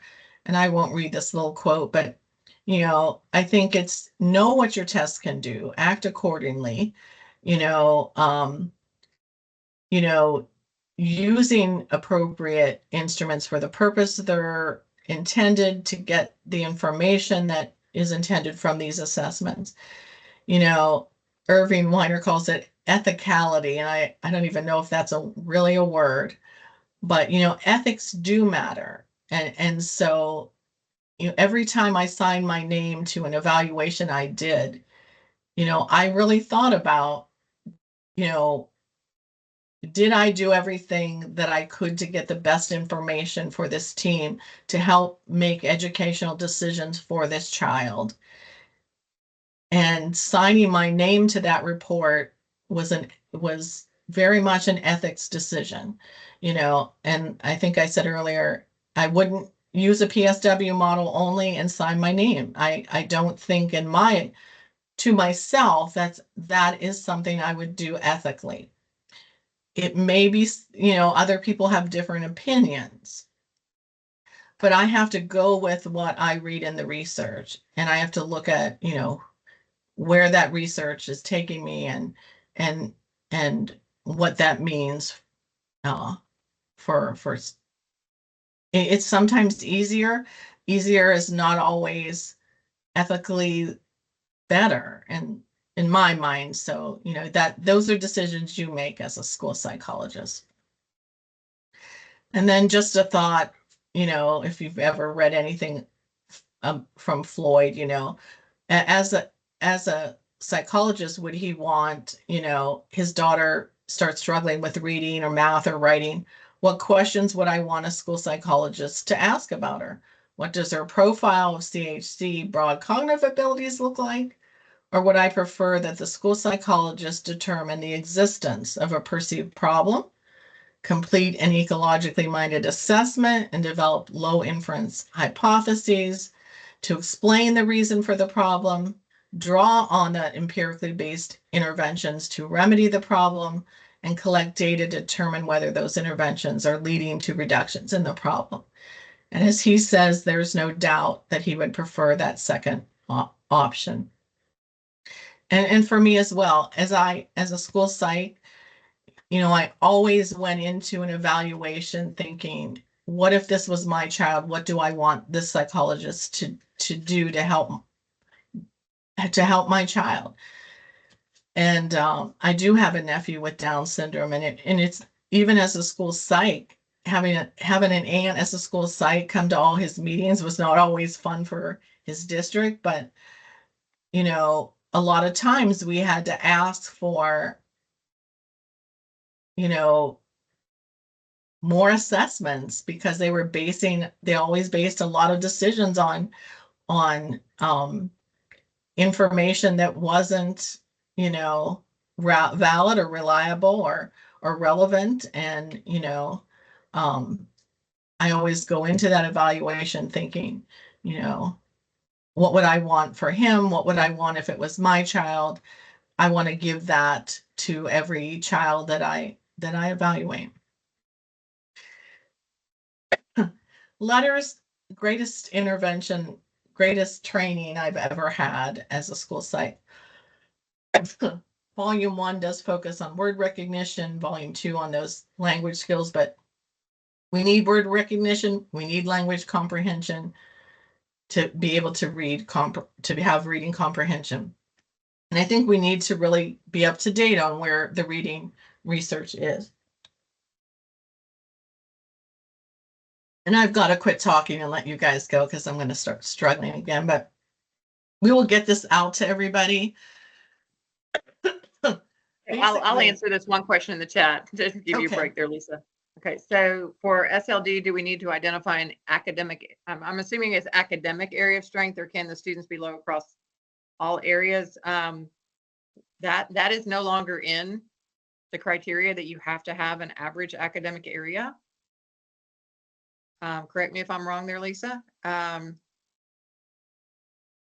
So yeah, No, it used to be that you had to have an area of academic strength as well as you had to have at least one thing that was average, and that is no longer in the criteria.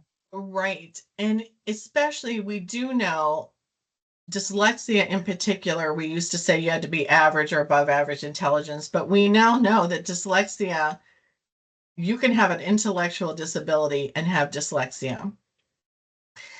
And that's from a lot of, research that we can't do through the schools because that's an MRI that shows, how the brain functions when you're reading, and when your brain is not making the right correct connections that a brain for a typical developing reader would make.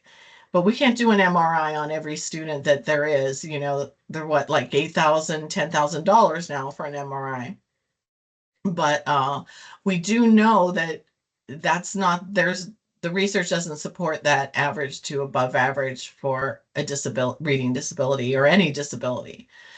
But we do know that, and we're focusing on reading because the ELA standards are coming out are mandatory this 24-25 school year. Math standards will be 25-26 school year, and we are working on some of the same supports for math that we have given to teachers, especially for the reading piece. But looking at, you've got below average word recognition, average oral language, that's your dyslexia, kids with dyslexia. You've got average word recognition, average comprehension. Those are where your good readers are, and looking at where your mixed reading difficulties, which are probably the most difficult kids because they struggle with both word recognition and oral language comprehension. And so, we're working with a lot of teachers through the letters, and this is one of Kilpatrick's. There's a route to reading fluency. Reading fluency, not necessarily a standalone skill. You need to have these skills in order to be able to be a fluent reader. You need to read fluently to be able to comprehend what you read, and just kind of having an awareness. This is just an example of some of our ELA standards, the new standards. The link is in the chat. And so, you can see how our standards line right up with Kilpatrick: blending, letter sound knowledge, advanced phonemic awareness, phonics, sight recognition, just lining up with him. Comprehension also, it's having adequate background knowledge, being able to make inferences, being able to read words accurately and know what they mean. It's not one thing, it's pieces. And that with a little bit of Sharon Vaughn, but Kilpatrick's comprehensions, what he calls comprehension is you have word reading skills. Then you're building vocabulary, background knowledge, inferencing, syntax, and knowledge of genre and text structures. And you will see that the comprehension part of the ELA standards follow that exactly. And I think, one piece that we're kind of emphasizing, oral language comprehension, is, especially when we're looking at kids with dyslexia, they don't have the word comprehension, the word recognition skills. And if they read a passage, they can't read it well enough or fluently enough to get meaning. But if you read the passage to them, could they answer comprehension questions? If yes, most likely you're dealing with those word recognition skills. If no, then you're either dealing with just comprehension or both word recognition and comprehension as well. There are some diagnostic assessment plans. We're having teachers kind of understand how to go through the process to look at where their kiddos are functioning. Hopefully our office and Office of Early Learning and Literacy, as we're going through lots of training with teachers, they have a better understanding, and they come to that MTSS table with a lot more knowledge about where a child is functioning in their class. So, and then we have created, and I put the link in the chat for this as well. It's with the literacy specialists and our speech person, Angie Neal. We call it the indicator aligned inventory for word recognition. And so it is an assessment that measures these basic skills, all word recognition skills, the foundation of literacy strands in the ELA standards. And this is just a little example of what, it's a formative assessment, and each part of those strands or indicators in the ELA standards we'll have an assessment piece. Kindergarten, I know the first one for kindergarten is, can a student tell how many words are in a sentence? You read them the sentence and it's going to give you a sentence. You read the sentence. Were they able to tell you there were 5 words in the sentence? It's a yes or no. Very formative, very easy to do for teachers. Our goal would be, if you're going to refer a student to MTSS for a reading disability or for reading issues, you're going to send the referral paperwork and this indicator aligned inventory to that MTSS team. And they'll pick up by aligning interventions to the skills that the student does not have. And then if those interventions, through those interventions, those kids are picking up the skills, they're going to check off the skills that that student has picked up. If they haven't, and they're moving through the tiers, and it comes to a point where the interventions aren't moving this child, even though we're targeting these specific skills, it goes to the referral process. Then we get this as school sites. Here's the skills the student has. Here's the skills they don't have. These are the interventions that we've used to try to target these specific skills. Here's the data to show what progress they've made, how little, how much progress, they've made.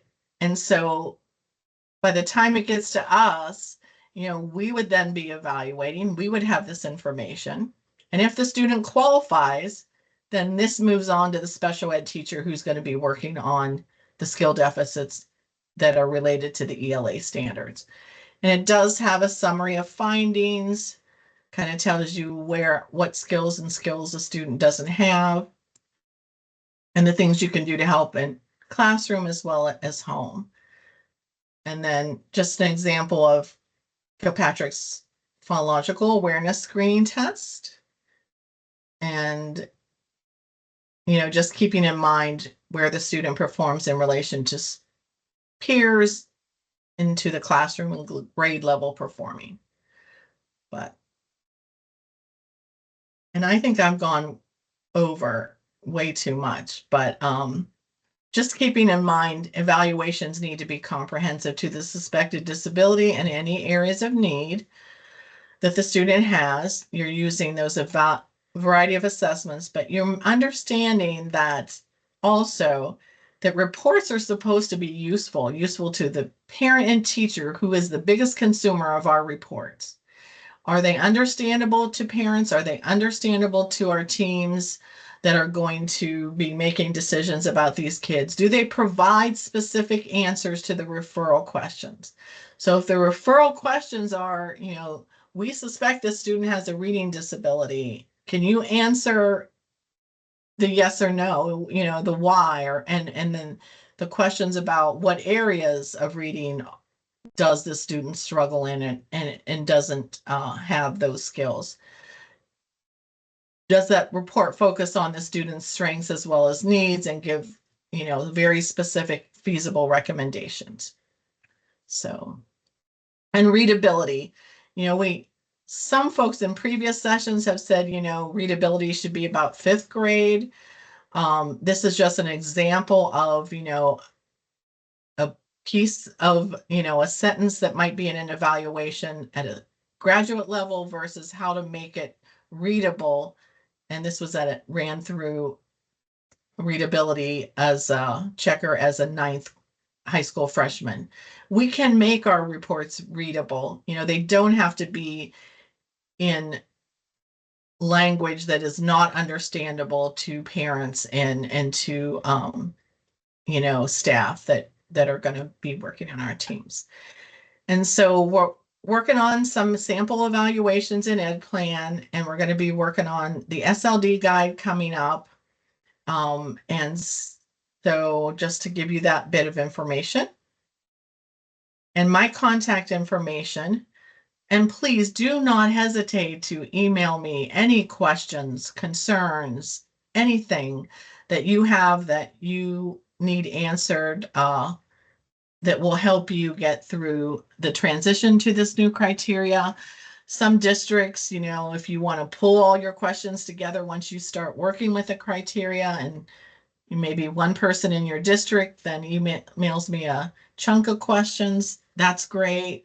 But email me. I really try to get back with you within 24 hours unless I'm out of the office in a district, or you know, I'm out of the office for other reasons. I try to get back as quick as I can, so don't hesitate to give me a call if you have questions or concerns. And once again, we will be having follow-up sessions on Yes. a lot of these topics at fall SCASP conference, Friday, October the 18th. Registration went live this week, so take a look at the SCASP page for those. Yeah, and SCASP has been wonderful too. Well, Lynn and SCASP working together to make sure. She has sat through all 4 of these trainings, but SCASP, she has listened and kind of gotten together all the really bigger concerns that everybody had, so they can address them at the fall conference. So it's going to be an awesome conference. You know, if you have the opportunity to come, you know, please, you know, come to SCASP this fall. It's going to be wonderful. And, you know, it'll be just a group of all, you know, the state psychologists and just the networking, which is wonderful. There are districts I know that only have 1 school psychologist, maybe 2 school psychologists at the most, but networking for those districts is really, you know, important. You can, you know, meet some other folks who, you know, when you're the only one doing evaluations in your district, you don't have a lot of people to talk to about, hey, what happens when you get into this problem or that problem. So, you know, you can make connections. It's going to be a great experience. So they always do a great, wonderful job with their conventions. So if you get the chance, come. So, anything else?